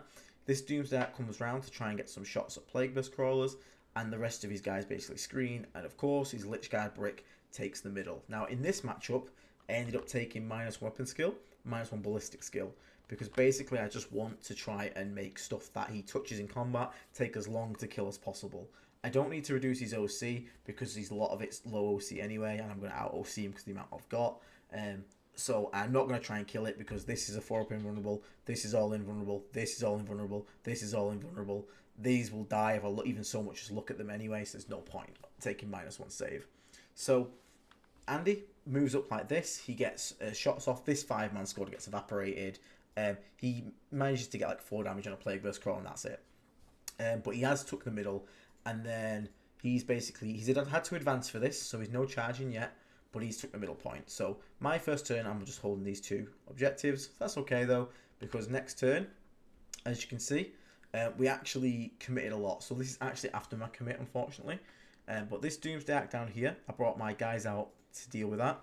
2 Plague Burst Claws with the entropys drove out. Only 1 could get in range, but we could still direct line of sight mortar it for the damage.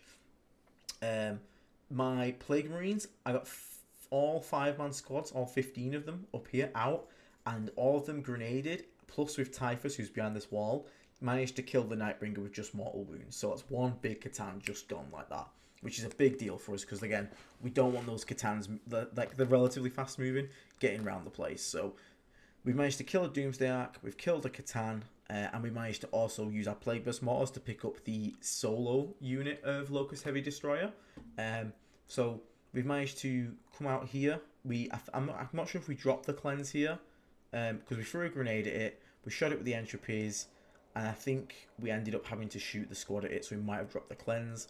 One of the squads that came out onto this objective, though, did cleanse, so we got 1 cleanse. The Nurglings stayed where they are and did a teleport homer, and my Rhinos basically exchanged positions here, just so I could get everyone out, and they're waiting for something that's going to happen. And I have a unit of Terminators in here, ready to sort of countercharge stuff. Here's turn 2, the Lich Guard go for it. As you can see, these Lich Guard are now going to charge into my Nurglings and all my Plague Marines.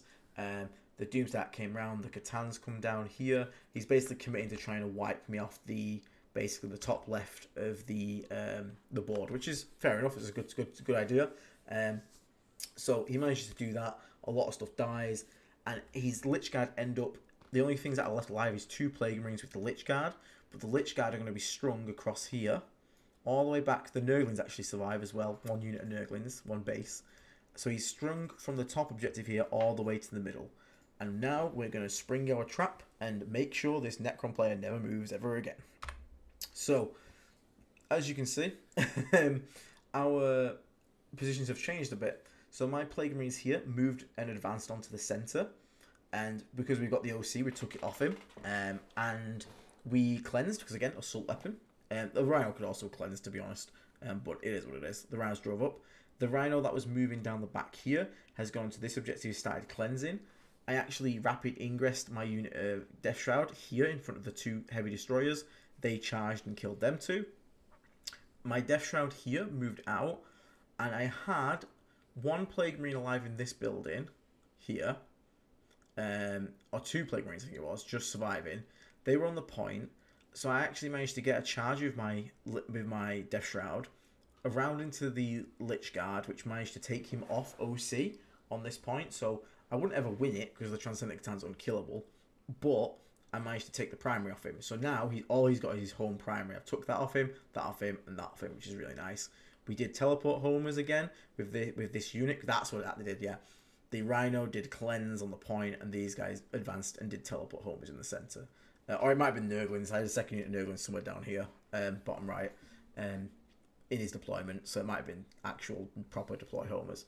But what we actually did is we charged the Lich Guard with a Plague Burst Crawler. Lich Guard are very good at killing infantry, but they really struggle to kill vehicles in combat. So the idea was we will just keep feeding these, because again, we don't need these Plague Burst Crawlers. What they've got nothing to shoot now. They can't shoot lone up. They're not going to kill a Catan. This is all in combat, and they aren't going to kill a Canoptic Reanimator. So we're just going to use them as either objective holders or speed bumps. So see this sneaky Rhino coming up the back? Guess where that's going next turn? Same blob. And basically for the rest of the game, it's kind of over. It's kind of a bit boring to explain, but this is basically how it ended.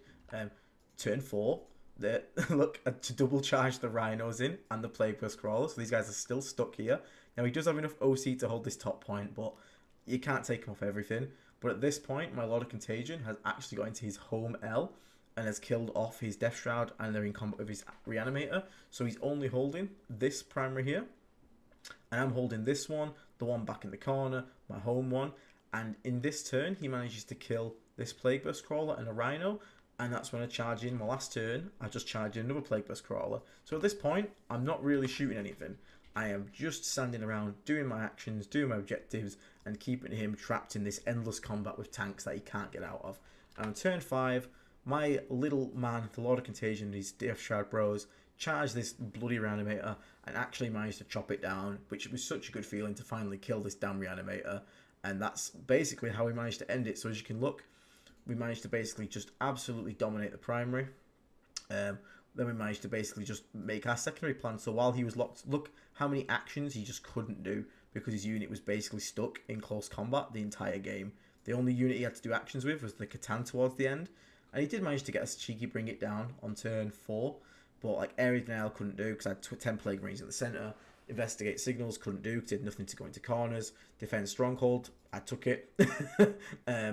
So as you can see here, we just basically focused. We didn't try and kill the Lich Guard at all. We killed the scoring pieces. We played around it all. We found ways to keep the Lich Guard blob as busy for as long as possible whilst playing everywhere else on the board. And yeah, we managed to get the victory. Nice. So Andy didn't get to take his scalp back then, so we'll have to go best of 5. Yeah, no, I didn't manage to take my scalp on that one, I'm afraid. He basically, I think his original list did better than this one. Obviously, he's had the points increases, which is kind of rough. Losing the Catan turn 1 to grenades, turn 2 to grenades, was quite brutal. And then he lost both his Doomsday Arcs and all his scoring things. Yes, Don, we've already covered it. We forgot to remove the middle objective because I'm a fucking moron. Didn't make a difference. I still had everything else. Yeah, I'm a bit of a moron for that one. We're an idiot. We're idiots at that in the UK. But yeah, a fairly convincing win on that one. I was quite happy. Nice to put the Necrons in there, back into their tombs. Good. I mean, Andy's been quite down on Necrons, so just to defend Andy a bit after I've realised I've said all that. Yeah, he's been a bit down on Necrons. God, yeah. Sorry, Andy. getting big time trolled. Yeah, I'm actually disrespecting him at this point. I'm sorry, Andy. Yeah, he's a good player, Andy. By the way, we actually thought Andy might be someone who would who'd take out the whole tournament. So this was one of the games where, when we watched it, we were kind of curious to see which one of you would pull the win out, because we thought, whoever sort of won this was likely to end up on the top tables in the final round. There was a few other games like that throughout the course of the tournament when we sort of people who we thought might end up sort of podium contenders kind of knocked each other out. Simeon and Ash and people like that. Yeah. But yeah, it seemed like a really good game though. I mean, it swung way more heavily in your favour than I'd expected. Before sort of seeing the result. But when you've talked through the game, I think it makes perfect sense. I mean, the grenades on the Catan and stuff like that, it's just such a big swing, isn't it? It's the OC as well. Like, this list is just so good for taking primary and just taking it off people. And honestly, the more you play it, the more you realise actually OC actually really does matter. It really does. And be able to just out OC people. I can't kill that unit that's holding it. Cool, don't got it. I'll just advance onto it, and I'll deny you 5 primary for a turn, and then you've got to kill it. So you've got to spend your shooting next turn to kill that, or then I score that primary and you lose it again. It's great. But then we go into round 4. So this was against Ash Loftus. Now, you know Ash a bit more than I do, don't you? Yeah, so actually Ash is one of the guys that I mentioned just there. Actually, I mentioned Ash and Simeon. So Ash he plays for Wales. Team Wales is a UKTC team. So he doesn't really do like as much of the sort of like big travelling that he used to. But I don't know if anyone remembers the fabled London Grand Tournament a few years ago, where the final game between Malik and Alex Harrison was over in like 30 minutes, and it was the saddest top table game ever. When Azmech Plains were. Ash was one of the people who made it into the top 8 in that. So it kind of tells the calibre of player Ash is. He's quite known across the UK. So he was someone who, again, we thought he might be someone who could end up on the podium. So when you paired into him, I was thinking as well, this was another one that could could go against you. You know, it was one of the tougher games that you had to go through in terms of strength of schedule. But yeah, I mean, like I say, obviously, again, we know what the result is. But Ash is also a great lad as well. He's one of these people where he's very fair player. He's very happy with tape backs. He's also, you know, very sort of good at explaining his army and, you know, patient with asking you questions about yours. And yeah, he's just an all-round nice guy and you know, and a great player too. Yeah. Oh, thank you very much, Christopher Lara, for gifting 10 memberships. For everyone that's just been given a membership, thank you to Chris. Oh, brilliant, Christopher, good lad. Thanks, man. Thanks for putting Necrons in their place. Yep, don't worry, buddy. I got you covered. I'll put them Necrons back in the Tomb Worlds. Massive appreciate it. Yeah, anyone that just got a membership, check out the community tab. You can get a link to our Discord. Nat's sat here right now. She's enslaved. She's enslaved to update all your roles to get the things you need. And yeah, you can meet us in there. We're going to have some votes going up soon for content coming on, etc. But yeah, welcome to Becoming Plague Marines. And yeah, thank you so much, everyone. Everyone's been really good with gifts tonight. Especially, like you said, Chris Watt and Morty's Muffin Company, hard carrying. Carrying harder than my Lord of Contagion carried my ass. Massively appreciate it, guys. Yeah, get to work. Yes, massively. I'll feed you if you do it. But yeah, so this is Blood Angels Iron Storm. So Blood Iron Hand Angel things. So this is. There's a lot of Go on. There's a lot of questionable painted Marines army around at the minute. There's a lot of questionably painted Marines armies. I've seen a lot of Blood Angels playing as Iron Hands, and I mean I think it was an Imperial Fist army playing as Dark Angels as well. I find it quite comical to see these meta chasers. Yeah, damn meta chasers, eh? They don't know true loyalty. So this is the list that I had been preparing for. This is what I was expecting to see. And that is why we bring out the secret tech. This is exactly what this list is made to kill. And it does a good job of it, turns out. So now the one thing that's a bit different is this guy is Blood Angel. So Ash has brought Lamatis and 10 Jump Death Company.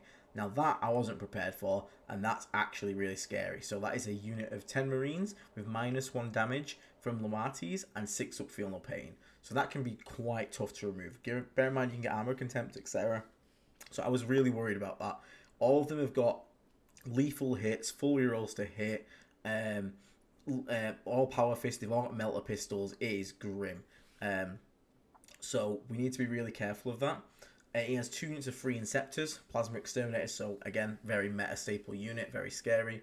Triple Redemptor Dreadnought, the unkillable Redemptor Castle that everyone keeps going on about. I'm gonna teach you a lesson, boy. 2 units of 5 Scouts, 3 Whirlwinds, so the nasty, line of sight, better than Plagueless Crawler Artillery. Double Tech Marine with the lethal hits on 6's aura, and the one that gives all of his vehicles assault weapons, which is obviously quite scary. And a single Cladius Assassin that I absolutely hate. Now, I don't have a picture of deployment. I have a picture of what happened. Because again, I was mega focused on this day. I'm an idiot. Natalie has already bullied me and beat me to death about it for not taking pictures. So I do apologise. I have got some pictures, but just not as many as the previous games. But I do apologise. I will try and remember. Normally I don't take any pictures, so I've done better than normal. But these last 2 games, my mind's like mega focused on the game. But yeah, looking at the list, obviously the scary parts of it are the 10 Death Company, the Triple Redemptor, and the Whirlwinds are the main problem.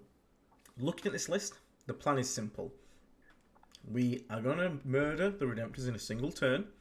We're going to use our our PBCs, not Whirlwinds, to kill the Scouts, because the Scouts are going to be scoring secondaries. If we manage to kill the Scouts, then he has to use stuff like Inceptors to do actions, which did happen in this game. We managed to kill both squads of Scouts, and when the Inceptors came in, one of them had to do Teleport Homers and one of them had to do Cleanse, which basically means they're not shooting you, which is really nice.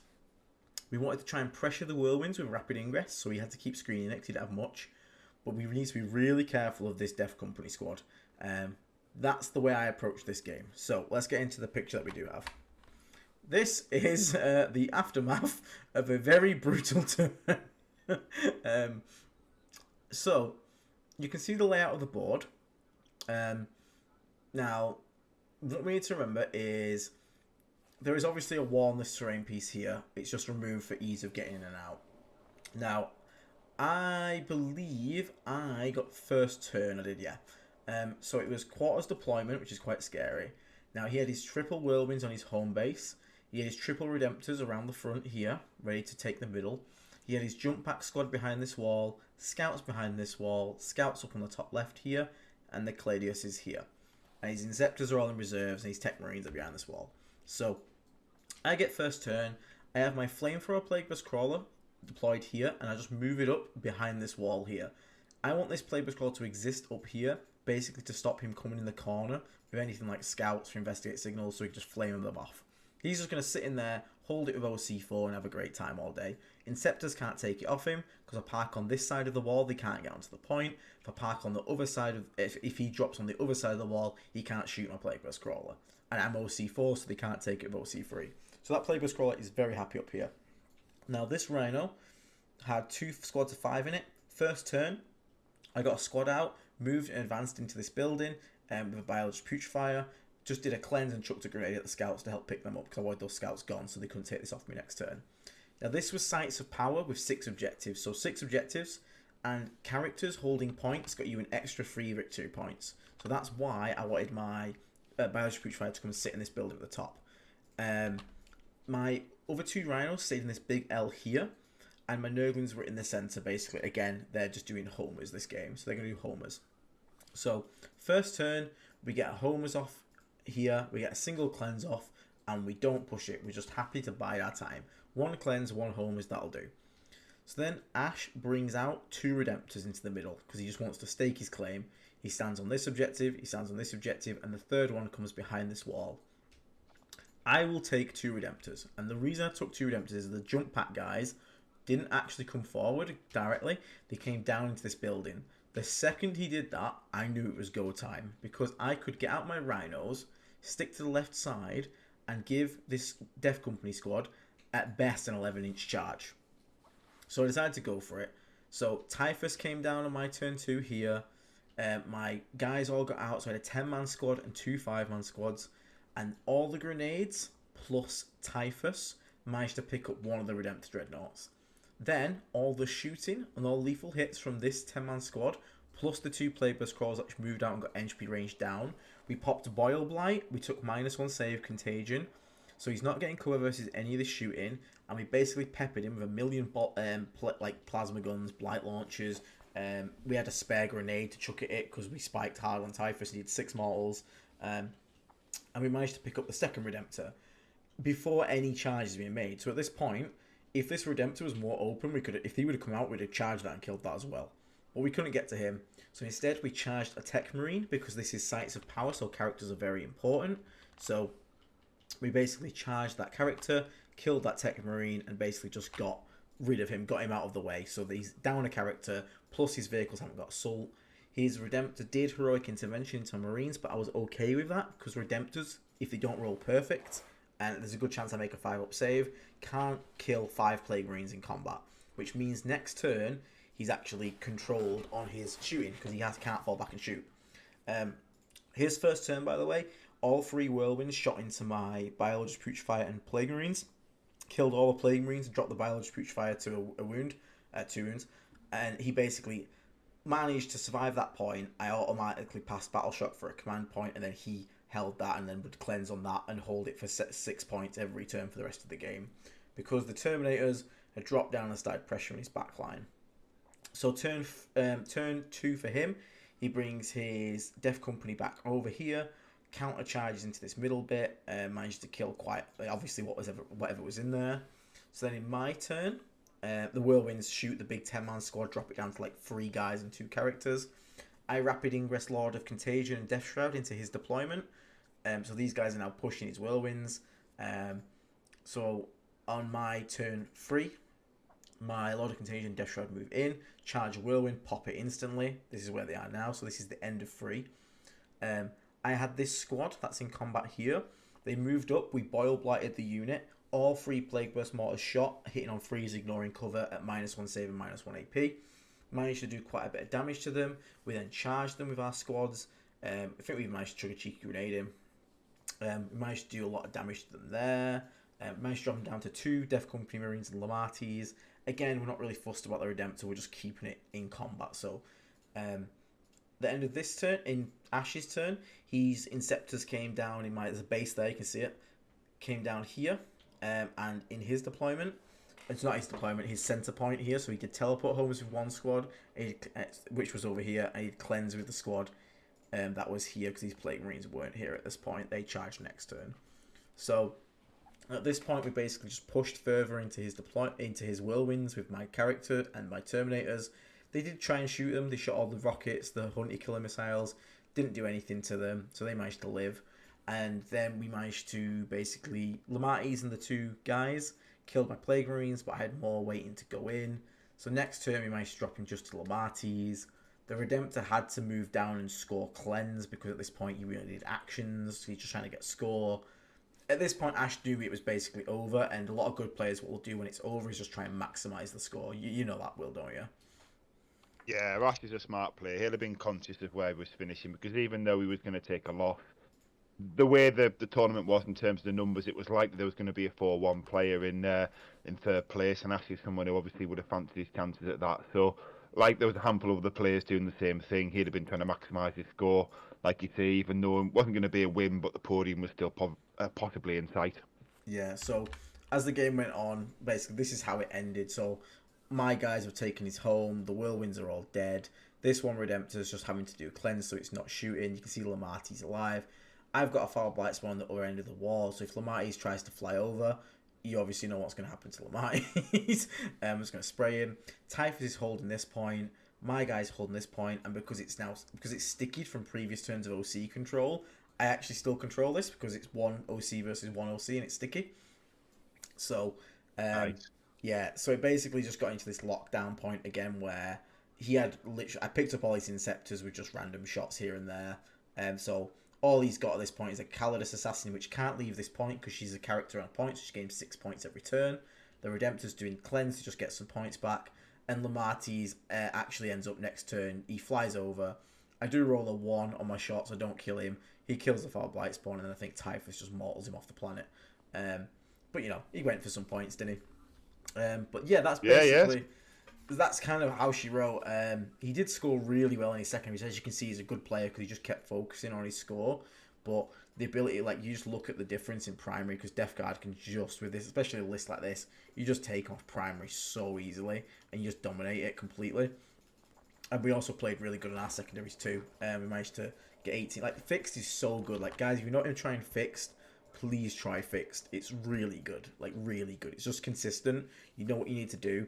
And even if you only get like 16 on each, that's usually going to be better than most you'll get on tactical. So yeah, that was round 4. We're feeling really good at this point. Ash was an absolute pleasure to play. Ash has a rule where if his dice is even slightly cocked, even if it's like very clear what it is, but it's off the, no, it's not flat, he'll re-roll it. And a lot of people say that, and then they only re-roll the ones they don't want. But Ash genuinely kept his word. Like, he rolled like a 6, and he's like, well, it's not fully thingy, and then he'd roll it back into a 1. Like, so I massively appreciate someone who's that consistent, you know, with keeping the word on stuff. Because, you know, as you know, Will, not everyone will be like that, will they? Yeah, no, exactly. I mean, I think that comes from the WTC. I think a lot of the WTC rules is actually if the dice isn't perfectly flat or rolled in a designated area, like in a dice tray, for example, I think you have to sort of roll it again, and unless your opponent doesn't say anything, of course. So I think he does it for practice for the WTC, if I understand correctly. But yeah, lovely guy. Like I say, Ash is one of those just stand-up gents, really. Like, he's one of those people where he's a pillar of the community in the north of England, and he's well known, well liked, and he's a great player, and he's someone who he doesn't often win a lot of tournaments in terms of the first place, but he's often second or third or sniffing around the podium if he's not actually on it. So yeah, getting the win against him, it's a really good result. Someone in chat saying is the volume low. Guys, just let me know if volume's low. Just let us know. Yeah. Wah! There you go. Yeah. Was a very good wah, that one, was it, man? I'm not doing a full wah. So round 5, we got Blood, Iron Hand, Angel things again. This was another of your team, wasn't it? Yes, was. So this is we love Matt to pieces, by the way. One of the guys on my team. He kind of floats in our team and one of the northern teams, a load of WAR guys, and lovely gentleman. But Matt can get a little bit stressed playing. He's kind of known for being lovely, but sometimes at the table, if a dice roll doesn't go the right way, even if he's winning, or if something happens, or if someone's got a rule he feels is particularly strong, he has a few sort of phrases that come out. So we've got one lad on our team called Jay, and Jay and Matt are really good friends. And when Jay and Matt play each other, it's the funniest thing because Jay just knows how to push all his buttons, and he plays what's called Matt Bingo. He'll say it with Soil, catch these phrases, and he'll just sit there, and Matt will look like with the reddest face in his world, and Jay will just look with the biggest grin. But when you play Matt, I was kind of curious to hear how it went because he is also a really good player and he does often sort of again end up on podiums and stuff like that. But he's also one of these people where it was going to be interesting. Let's put it that way. So how did it play out, Aiden? Because I was out the hall at this point. I'd got the shop to cause we give out some charity shop prizes as a bit of a sort of novelty. So I was away picking those up. So I missed a lot of the action for this one. Yeah. So this was quite fun as we found out. This was actually quite interesting because it was technically UKTC rank 1 Blood Angels versus UKTC rank 1 Death Guard players. So this was like faction rank 1s against each other. And as you can see, it's a very Blood Angel list. Damn it, Matt. It was Iron Hand Blood Angels. Woo! So Lieutenant with combi weapon with the assault for all vehicles. The Tech Marine with the 6 lethal for all vehicles nearby. Adept of the Omnisci, which lets him blank a single save a turn for his vehicles. We have a Librarian of Phobos armor, which gives one of the squad of infiltrators lone operative, which is really good because it means I can't mortar them off. Very annoying. 2 squads of Inceptors again, very good. 2 Redemptor Dreadnoughts this time, not 3, but just the 2. 2 Scout squads, again, solid unit for playing secondaries. Guess what we're shooting with the PBCs this time. 2 Ballistas Dreadnoughts, a Gladiator Reaper, which is the big Gatling cannon gladiator, a Death Company Dreadnought, a Storm Speeder Thunderstrike, which is quite scary. It's like if it hits a monster or a vehicle, the rest of his army gets +1 to wound that, which is quite scary. And a Firestrike Servo Turret, which has a 4-up overwatching glass cannons, which is quite interesting. So it's an unusual tech choice, the servo turret, isn't it? It's one of these ones where it's quite smart when you sort of like see it like explained and you see its data sheet, but when you see it like on the table, it just looks really odd. It's sort of like random space marine sat in a gun chair. Yeah, so this was Scorched Earth on Hammer and Anvil, and again, I only have pictures later on in the game, but as you can see, it's not looking too good for the Blood Angels. So basically, he had in reserves his servo turret, his Death Company Dreadnought, and his Inceptors. He had two Redemptors on the left here. Ballistas is here. He had a Storm Speeder and a Gladiator Reaper. I deployed just behind the wall, so Rhino behind this wall with a PBC, Rhino behind this wall with a PBC, and a Rhino not in the open, but enough so it could move into here with a good advance turn 1. And I put my Nurglings just here within 6 inches of the centre for teleport homers. So again, we go cleanse and homers. So turn 1, I get first turn. I chuck out 5 Marines, move advance onto this point, and just do a cleanse with a Biology Putrefier. The reason I do this is because they're going to die. It's fine, because I'm hoping to uptrade. He has 2 Scout squads in here that can't out-see me because they fell back because they're a bit scared of them. The Plague Burst Mortars managed to pick up one of them squads as well, which is really good. So first turn, we've got 5 Marines on here with a cleanse, 5 dead Scouts, and then down this end, we've actually got a full 10-man in here, and then 2 5-mans basically in this Rhino here. So this is like really good setup for next turn, and we're quite happy with that. So Matt's first turn, he brings his Gladiator Reaper round the back here to kill the 5 Plague Marines that are on the point. We had basically the Storm Speeder, which went in. This is one game where I did put both of my Death Shrouds in reserves because it's such a long map. Like, I don't want to move 4 on this. We had Antithesis Officer and Deep Strike. We took -1 save again. I basically took -1 save every game apart from the Necron one. So his Storm Speeder moves into this ruin. His Reapers come around the side to kill his Marines. His 2 Redemptors have moved up out here, and the Ballistics have just kind of walked onto this point to take the OC off me. So he storms. I didn't realize this, Will, but on this terrain, apparently the windows are actually not blocked, which I didn't know about. Oh Which yeah. go on. Well, the first floor are blocked, but yeah, the second story is true sight, line of sight. Yeah. So basically, my Rhino that was in here was a little further back at this point, and this window, his Storm Speeder could actually see it, because obviously his Storm Speeder's on a big flying stand, could actually shoot my Rhino through this window, which was obviously not great because I had guys inside the Rhino and I wanted to use it as a launch point. But he shot it and he managed to leave my Rhino on 3 wounds, so thank God the Rhino lived. So I was like, okay, cool, Rhino's alive. Gladiator Reaper came round, shot my Plague Marines. He went to do the strat for, sustained on 5s, but unfortunately that strat requires the unit to be below starting strength, and nothing had shot that Plague Marine squad yet, so he couldn't do it. But he still just shot the tank normally, and he killed everything in the squad par the character on like 1 wound, which is really good for me, because I'm going to use that next turn to basically do some contagion bullshit. He even charged it and tried to run it over, but he didn't manage to do it. He probably could have tank shocked, but I didn't think he wanted to waste it on like a 1 wound guy.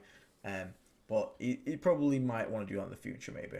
But I was still okay with the trade because it forced him to bring out his Reaper and expose his Hail Strike. The Redemptors have also moved up because they know I'm just going to sit on this point and like cleanse and be happy. Also, we got double cleanse turn 1 because I got 10 Marines on here with a Biological Putrefy, so double cleanse. Woo! So nice. My turn 2, it's the go turn. He's brought his Redemptors too close. This Reaper's exposed. The Hail Strike's exposed. So my 1 Marine, my 1 wound character that's left, falls back. He can't overwatch at the start of the shooting phase because of the Big Guns Never Tire doesn't work not in your shooting phase. So what I do is I fall back and I make sure I go inside the building. So the only options he has to overwatch me are the Ballistuses, which only have like 4 shots each. The Gladiator Reaper's got like 50 shots. That would probably pick him up. But he didn't want to risk not rolling a 6, on 4 shots. So he didn't overwatch him. What it meant is the Contagion of -1 save was touching the Storm Speeder. And then we Boil Blighted the Storm Speeder. And then we put all the mortars, because his scouts had gone up into reserves. All the mortars went into the Storm Speeder and dropped it to 2 wounds. Which is quite nice. And then we basically had this little Rhino. You remember how he shot me through the window, Will? Oh, yeah. Yeah, the Rhino shot him back through the window and actually did the 2 wounds. There you go, that's the thing, eh? If you can shoot out, you can shoot in. It's like, yeah, you shouldn't have told me that. The Gladiator Reaper, I got another 5-man squad out. They moved up. With the help of this Plague Burst Crawl, which just entropied down, they charged and killed that Reaper really easily, as you can imagine. -1 save on a 3-up save only tank. And then obviously the AP that we have just ripped it apart. And then down here, the grenade combo plus Typhus who dropped in, plus a charge, picked up both the Redemptor Dreadnoughts quite easily. So at this point, he's lost both Redemptors, Gladiator Reaper, Storm Speeder, and a unit of 5 Scouts. And it's only his turn 2. So on his board, he's got 2 Ballistas left, 5 Infiltrators, some Inceptors, and then he's got a Dreadnought and a turret in reserves. So we're pretty happy here at this point. So the next turn, he actually does a lot of damage. He decides to just screw all the secondaries, just go for screw points, just try and do some damage. And he does. His Inceptors drop in, kill a lot of guys that were here. His turret drops in, tries to shoot the Plague Burst Crawler, doesn't get it, but he does with the 2 Ballistas and the Dreadnought managed to kill all the Plague Marines. I then rapid ingress behind him over here, Lord of Contagion and the Death Shroud.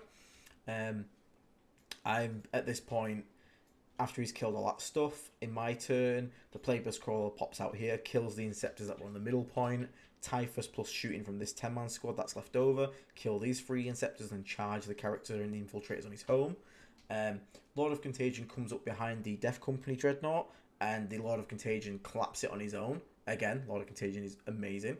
And these Death Shroud have just basically teleported down 9 of the objective. Basically, they're just there to sort of contest it, and because he had nothing on the point, they basically just dropped in and did cleanse on that point. So I had cleanse there. I had a surviving 2 Plague Marines walk back through this wall and do cleanse. Teleport homewards from some Nurglings in this bottom left corner. And I just said to Matt, I was like, look, Matt, I'm at a point in this game and I'm tired. from playing, you can't stop me doing what I'm doing. Because these guys are going to teleport homers in this building now for the rest of the game. These Ballistic Dreadnoughts are never going to get an angle to shoot them. You just can't. It's impossible. We measured it out. These 5 guys in your home are going to start burning it and basically sit in this corner, and Ballistas again can't get an angle. The Marines here are going to just move behind this wall so you can't get an angle because his Ballistas were here at this point. So these Marines hop through the wall, start burning this objective. So I could technically chase these guys with this Lord of Contagion and these Death Shroud and keep, and basically blow these 2 up. But I said to him, it makes literally no difference to my score because I'm just going to cleanse here and cleanse here, burn this, burn that. And I basically get him max points that I can. And he can't stop me. Do you know what I mean? So for me, there's no point just like chasing him down and murdering him. I just said to him, look, you try and score what you can score, Matt. But we can tally mine up. Because there's literally no way you can interact with it. If that makes sense to you.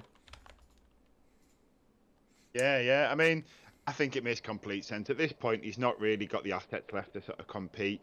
Fair play can kill things, and you can just keep playing for the fun, and just how much stuff can he pick up with his army. But like you say, when the game's sort of like a clear-cut sort of finish like that, I think it's sort of quite fair enough to sort of like to make that call, and especially if both people are happy and you're willing to sort of like, especially because Matt was not upset. He was upset, but he was never. He's one of those players that gets very, very. He can get a bit salty, but it's never like in a nasty way, if you know what I mean. He's never nasty. He apologized to me so many times, but you could see he was getting wound up. So that's why I didn't want to make him forced to like just play out for like. I just said to him, look, I'm doing this for the rest of the game. You just draw your cards and see what you can score. And I just let him walk around and shoot his ballistas because he doesn't want to play the game at this point. Like, he's frustrated. It's gone wrong for him. It's game over for him. He's just missed out on his chance of winning the event. I don't want to like sit there and be like, no, I'm gonna force you to play this game. I just explained to him what I'm gonna do for the rest of the game. We measured it out, made sure there's no way he could interact with any of it because he just couldn't get the movement to get the angles. And every time he moved one way, I just hop onto the other side of the wall. Do you know what I mean? All sorts of things like that. Yeah, of course. So this is the thing I was talking. Like, Matt's a lovely guy, but you are right. When I was saying that at the start, it wasn't because he gets angry with his opponent. He just gets angry sometimes with the situation. Sometimes it might be like we all do, to be honest. Like, you make a mistake on your first or second turn that you sort of, turn 3 or 4. You're like, damn, why did I do that? And sometimes it's, especially when you sort of, top table, everyone's tired. It can become quite hard to sort of like internalize that a little bit, can't you? You sort of start getting a bit like, frustrated and just venting your frustration at the world. Not even in particular. Like, he's never nasty. He's never calling him out by name. He apologized at the so game, many times. at the dice. He did say like that. He said the grenade and the Typhus combo was the most broken thing in 40k, which I was like, okay, that's a bit far. It's a bit dumb. I'll admit, dropping 20 odd mortal wounds on you was a bit dumb, but there's more broken shit. But again, he was just saying it because he was frustrated and whatnot, and we all get frustrated. I mean, let's put it this way. In terms of factions, I would swap all the things that Grenade and Typhus combo for Oath of Moment. So if the Space Marine player wants to do that, I will happily say at the start of the game, I'll tell you what, you tell me with 3 characters, get this free strat, or you want to be Typhus, and I'll have Oath of Moment. And I'll be more than happy with that deal. So as much as there's frustration in there, like let's like you say, put a bit of realism in there, and as much as we all say things are wrong and frustrated, but it's strong. Don't get us wrong, and it's very playable, but it's not broken, not compared to some of the other things that are in the game right now. Like, one thing to bear in mind is I made this list to kill this list. Like, I made it to kill Redemptors. So when I come across 2 Redemptor lists in the finals, like, basically the way I built this list was the matchups that it might not be that strong against, I'm going to try and rely on my player skill to beat. And then when I come across the later grounds where the player skill's, potentially a lot more even, my list, because it's designed to kill these kind of lists, will help me see through the edge on that one. That's kind of how I felt like it went. So this is how it ended up finally. So his ballistas just moved on to the middle to get like a final objective. As you can see, Typhus just dodging the angles on his home, burnt both of these objectives, and managed to end up with a 98-50 victory in the finals. Primary domination completely on this one, and then just played out the secondaries. As soon as like the Redemptor castles and the front line goes, it's very hard for these lists to actually be able to do anything. Just a quick one in the chat. We got 5 rounds must have been exhausting. It can be, yeah, it really can be. 5 rounds can really knack you. I don't know if people do like 6 or 9 rounders. I think you're insane. And we got a guy saying, "Hey Pinky, thank you for what you bring to the show, Will. I appreciate all the top table GT content from Aiden, but I identify as a Poxwalker. Listening to your journey has been immensely helpful. Thank you." And there was another guy yesterday, Will, who asked me to let you know that your section, your Poxwalker Playground, is actually his favourite section of the channel, and he wanted you to know that. Oh wow, thank you very much, guys.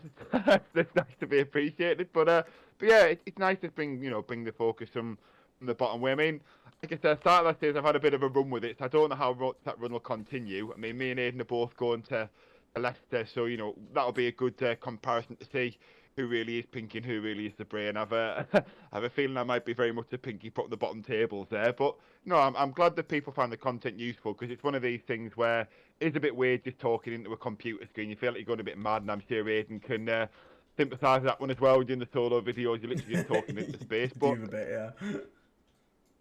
But if people are finding it useful, then that's brilliant, and we'll continue, and as we have done together, and also the solo sort of things where we focus a bit more deep divey and taking different approach. So I'm glad it's really helping out, and it's the most important thing or the most fun things when we do it together. Though it's great to sort of interact with people. Throughout the course of the stream, we've had I think upwards of 100 at different points, and people coming in and out, and the chat's been great. Some great banter in there as well, and yeah, the most important thing, and obviously we haven't finished yet. There's a little bit more. We'll do some sign-off, maybe some general banter. But congratulations with on the 5-0.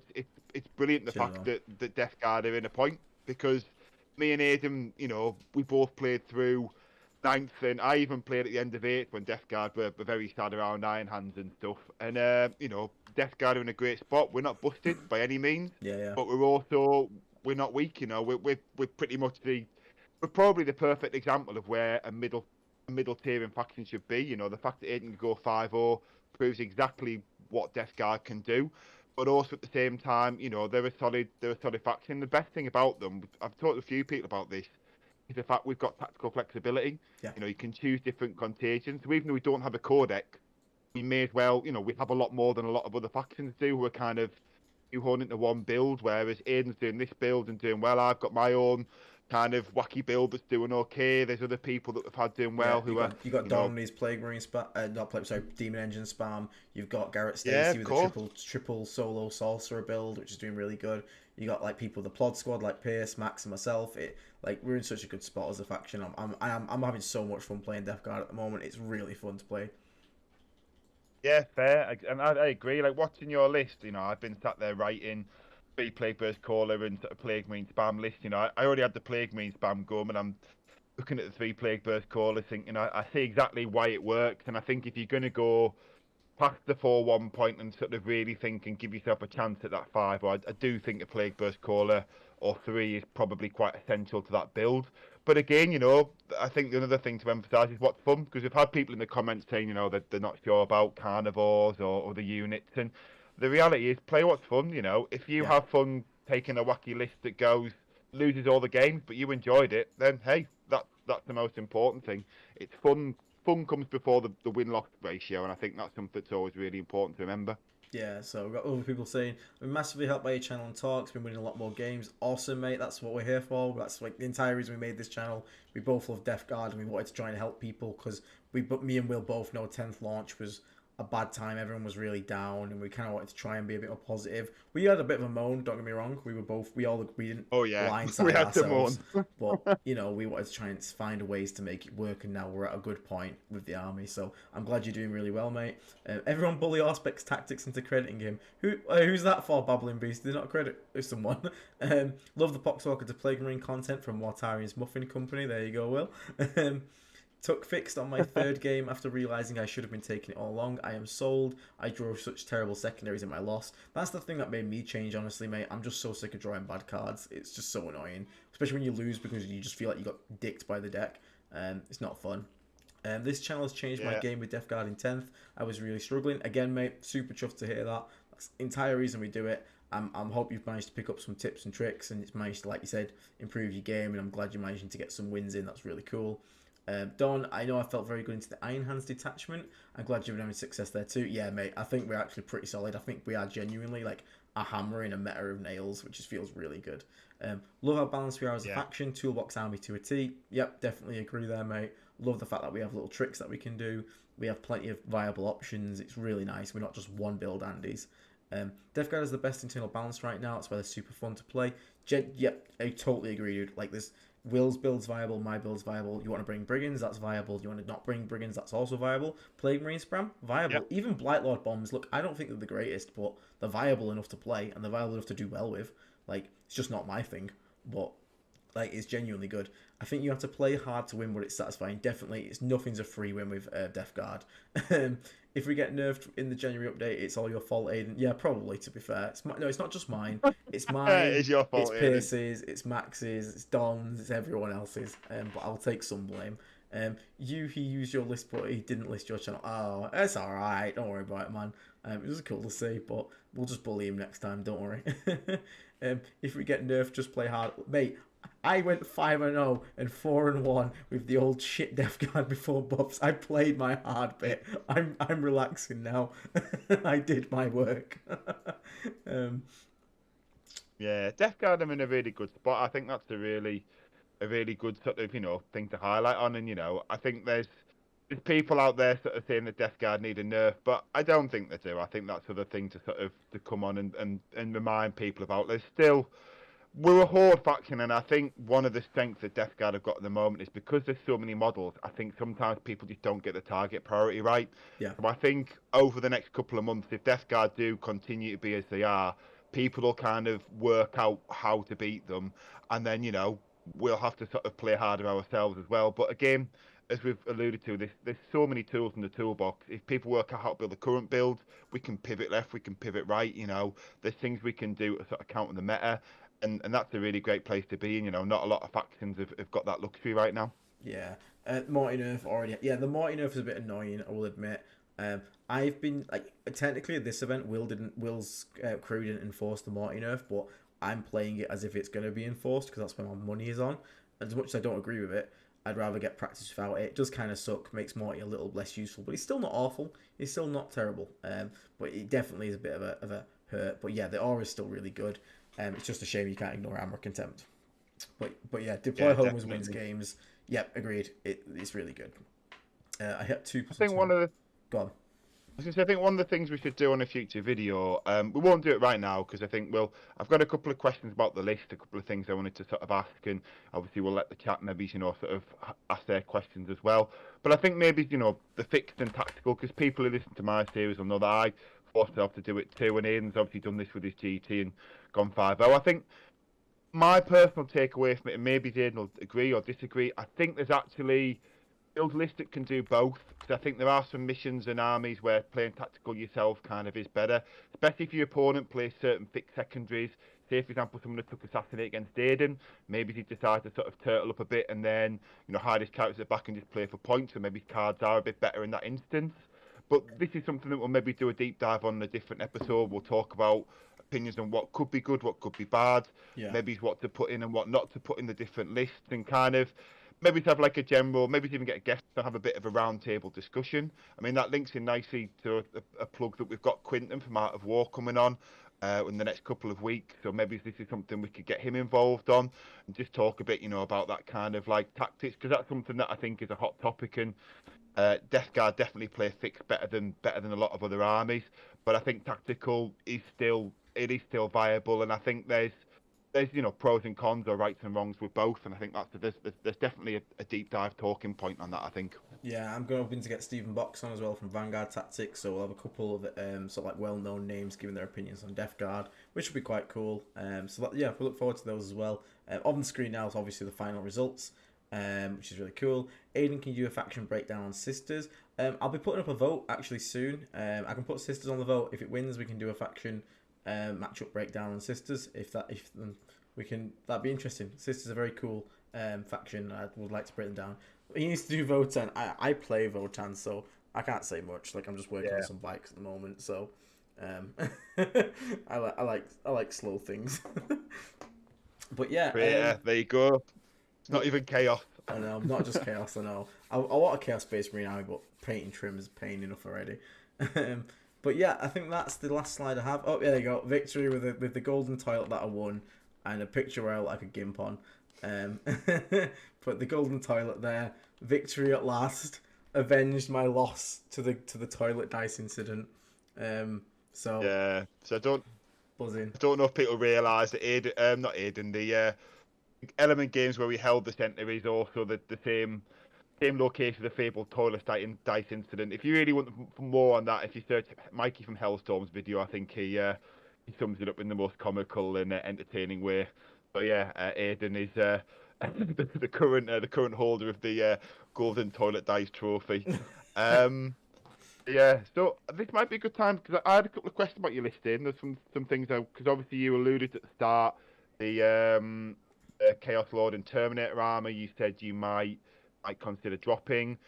Thought about maybe some of the things you might bring in instead. Maybe some of the things that you'd talk. Because I did wonder. Because I was I was sort of looking at your list and I wondered, is it worth maybe dropping him a Rhino and then trying to find the points to sort of turn that Rhino into a Land Raider, so you've kind of got a bit more anti-tank and even tougher shell to sort of drive those 10-man Plague Marines in the middle. Is that something you consider, or is that something that you'd ruled out, or what were you thinking about doing with the list, or what's your sort of thoughts for going forward? And of course, the chat's got their own questions, things like that. Now would be a good time to drop those in, and we can finish things off there.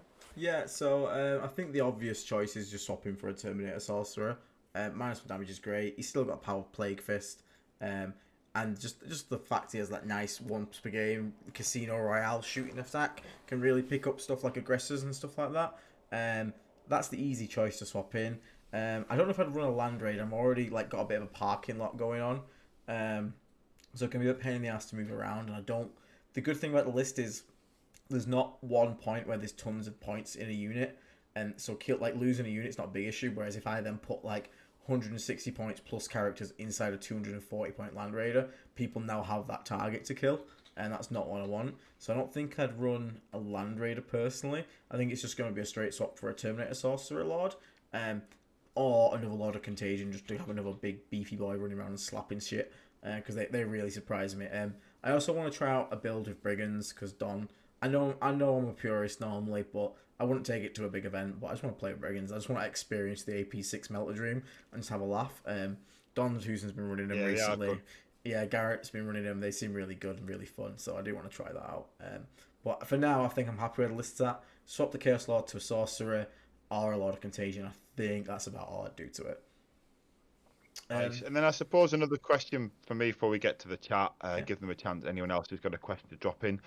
I think it was addressed on the quick streams you did after the event, but obviously there's a lot of characters in there, and the list doesn't. They help it function, don't they? It's maybe not essential, but they help it function. Say if someone they can assassinate. Obviously, you can always turtle up. You can put things in rhinos. You can play defensively. Do you think that hampers the list? Do you think it still functions with the characters doing that, or do you, what would be your response to that? I guess because I think that's an interesting thing, because when you look at the list from a distance, I think that's its obvious potential flaw, which obviously no one took out in that event. But is it something that you've thought about or been worried about? I think in those instances it's a case of I probably don't attach the Foul Blight spawn and just leave the fights first in the Rhino for the game and just run around spraying at the top of it and just try and limit it. I could always play mega defensive, but I kind of just need to use them, and I think it's one of those where you can't build a perfect list. It's the weakness of the list. It is what it is. But I will say, I never lost the Chaos Lord, never lost a Lord of Contagion. I lost Typhus once to the Necrons, took a Doomsday Arc. Biological Putrefiers die, so you probably give up 12 pretty easily. But the rest of it's actually quite hard to get once you've killed the Biologuses, the Biologuses. It's not actually that easy. And again, people who need to kill your characters fall into the trap of having to come to you.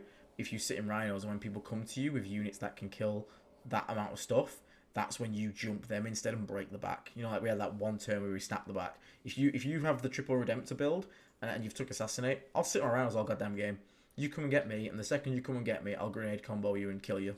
Do you know what I mean? It forces them to come to me, and that's when that's when the trap is sprung. But yeah, that's probably what I do. Ah, smart. Like I say, I mean, it's good to sort of, if anyone's thinking about picking up the list, these are things to sort of be conscious of, and obviously with the result, I'm sure a few people will give it a test themselves. That's really good stuff. So let's maybe go through the chat and see if anyone's Yeah. got anything to throw in there before we sort of wind things down. Yeah, so we got. Do you think 3x3 Death Shrouds is a good idea? Yeah, Death Shrouds are a good unit. If you like 3x3, that's fine. I also don't mind 6-man units. It's just not my playstyle. My playstyle is very MSU-y and very toolboxy. But like Death Shrouds, just in general, are good.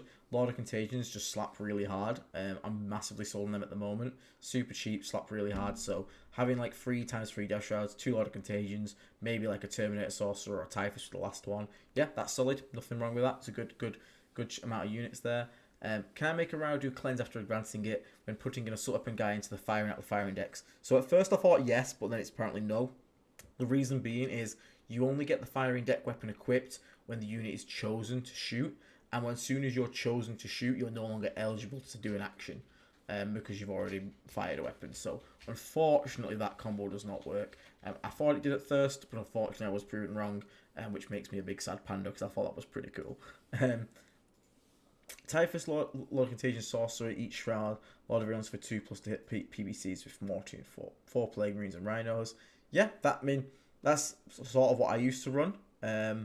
Actually, really what I used to run. The only difference is, what did I actually have different? I had like a bloat drone, that was it. And a lot more like cultists and stuff. But yeah, you can do that. That's very close to my original list. Still works. Morty's still great for giving PBCs buffs. The only thing you're going to struggle with there is if you get like ran down by triple Redemptors. But again, if you have like the Plague Marines, you have Typhus, do some Mortals, Lord of Contagion to slap them, you should be okay. So yeah, there's nothing wrong with that list. Again, most lists are actually viable for Death Guard right now. It's pretty cool. As long as you bring a good mixture of like characters, assets, and like some PBCs in there, you're pretty sorted. So yeah, any other questions before we wrap up here? Because time's cracking on. Unfortunately, I do have work in the morning and whatnot. So it's been quite a long stream, this one. I do hope you guys have enjoyed it, the breakdown and whatnot. Hope it's been helpful. But we're probably going to wrap up here soon if there's any extra questions. Anything to talk about coming up on the channel? Coming up, we can have, like I said, we've got a new episode of Perfect Plague about to go on vote, so you guys can get that done. Faction fundamentals, we're probably going to look at stuff like deployments, things like that. You got anything for your Poxwog as a Plague Marine, mate? Possibly. So my day job's pretty busy at the moment, but there are 2 RTTs midweek next week. One of them is very, very local. So if I can get a head start on my day, I might do one of those next week. Otherwise, probably me and Aiden will try and, well, we'll definitely have to get a joint episode in before Leicester, because that's a super major we're both going to. Yeah, so we're sure we can do on there, we sort of talk about our different lists, different approach to it, and then maybe sort of maybe do it once the list is public, so we can sort of highlight some of the people that we're scared of, not scared of, talk about the event in general, and then afterwards do a post event where maybe I'll do a sort of a deep dive on my Poxwater Plague where I talk about all the mistakes I've made, but maybe we'll do a general one where we both sort of talk about it on the whole, but we can cross these bridges depending on how the result goes. Obviously, if Aiden gets another 5-0 and I go 0-5, then we'll probably focus on Aiden and I'll try and hide under a rock for a bit. No. But I think that from my side, I think I think that's most things covered. Like I say, we've got Quentin coming on from Art of War, or Quentin, sorry, coming on. And we'll work out what we're gonna do with him. And as Aiden mentioned, we'll get Stephen Box on. I've met and played against Stephen before. He actually stopped me having an undefeated run at Super Major, which, like I say, is one of those sore points in my Warhammer career. But he's a nice guy, and I think that's one of these things. Obviously, maybe he's been a bit controversial in the Death Guard community at times, but he is actually a nice guy, and I think maybe he just picked his words badly rather than he was trying to sort of, put down the faction. So we want to get him on, talk maybe some general tactics, and he could also be a great one maybe to deep dive what we talk about taking fixed or tactical, because he's obviously well positioned to sort of throw some opinion in on there, and talk about his own experiences, especially maybe when he's talking about other factions and how they look at Death Guard and how they might perceive what's best or worst for Death Guard and things. So we've got some good content, lots of options, and obviously we're always looking out for the people who've gone 5-0 or for one at a Yeah, super I'll major. speak to especially Garrett. if there's Actually, something- we'll get something with Garrett because he went 5-0 as well. So we'll get something sorted. We'll get some more content up. We'll get plenty to come still, especially at the moment. Def Guard's doing really good, so that's really good. So yeah, just a quick reminder again. Thank you so much for all the support. Like, subscribes matter immensely. If you're a member, super massive thank you. People that have been donating memberships tonight, you're insane. But I massively appreciate Morty's Muffin Company and Christopher Larter tonight. And I've obviously got our main man as well, Prometheus Williams, who's always chucking us a bit here and there. So massive appreciation to everyone. And yeah, again, if you just got gifted a membership, head over to our community tab on the YouTube channel. You will see a link, probably a few posts down now, to the Discord. You can click that. You'll be invited to the Discord. Just remember to check out the rules channel and click the little tick emote. It's just a way to protect our server from being invaded by bots. And from there, you can basically interact with all the other people. How many members are we on now? Can you have a quick check for us? Slave. Actually, can't be a dickhead. I thought the access to that. You can see it if you go on welcome. It'll tell you how many we've got. Oh. 101. We've just had the 101st member join the Discord, so we're getting there. We're getting a good amount. That's really cool. So yeah, if that's something that sounds interesting to you, feel free to join. We do giveaways as well. Like I said, we just had 2, and we got some more coming up. And yeah, if we manage to hit 3K subscribers, you guys are going to write me a list, and it can be as bad as you want, and I'm going to take it to an RTT and see what we can make happen, which should be quite fun. And I tell you what, it'll be fun. It'll be fun. If we win it, if we manage to somehow win it, we'll donate the prize as a giveaway as well. Yeah. Cause I was thinking with that one, we can maybe, rather than have everyone vote for the list from the ground up, because that might be quite hard, maybe we could kind of like, between me and him, write 3 deliberately wacky lists, one with 3 plague surgeons and stuff like that, deliberately awkward to play, and then vote which of the 3 is the victor and which one he's going to be sort of forced into to taking. But alternatively, if people can think how we could vote for each individual unit, that would be a great way to do it as well. I'm just not sure how easy that would be if we'd need to sort of come up with 3 concepts and have people pick the one that they think looks the most dreadful to play or not. But we can cross that bridge when we hit the 3K subscribers. So in the meantime, tell your mum, tell your brother, tell your sister, tell your dad. The only subscribe to Disgustingly Resilient. Yeah, so and buy a Death Guard army. On that note, we'll call it there then, guys. So thank you very much for tuning in tonight. Massive appreciation for the support. And yeah, we'll keep at it. We'll put some more content up. It was lovely to chat with you in chat. And yeah, it was. Thank you very much for obviously helping celebrate the victory that they got. Thank you to Will for hosting the event. It was really good fun. Thank you for the golden toilet. That is my favourite trophy I will ever get. And yeah, we'll obviously got Leicester coming up next month, and we'll just see how it goes from there. We'll hopefully keep fighting the good fight for the Death Guard of the Plague Legions. So thank you everybody for tuning in, and we will catch you all on the next episode of the Disgusting Museum podcast. So do you want to say anything, Will? Just great idea on a triple miasmic malignifier. That could well be the list. But yeah, we'll leave it on that high note. See you soon, guys.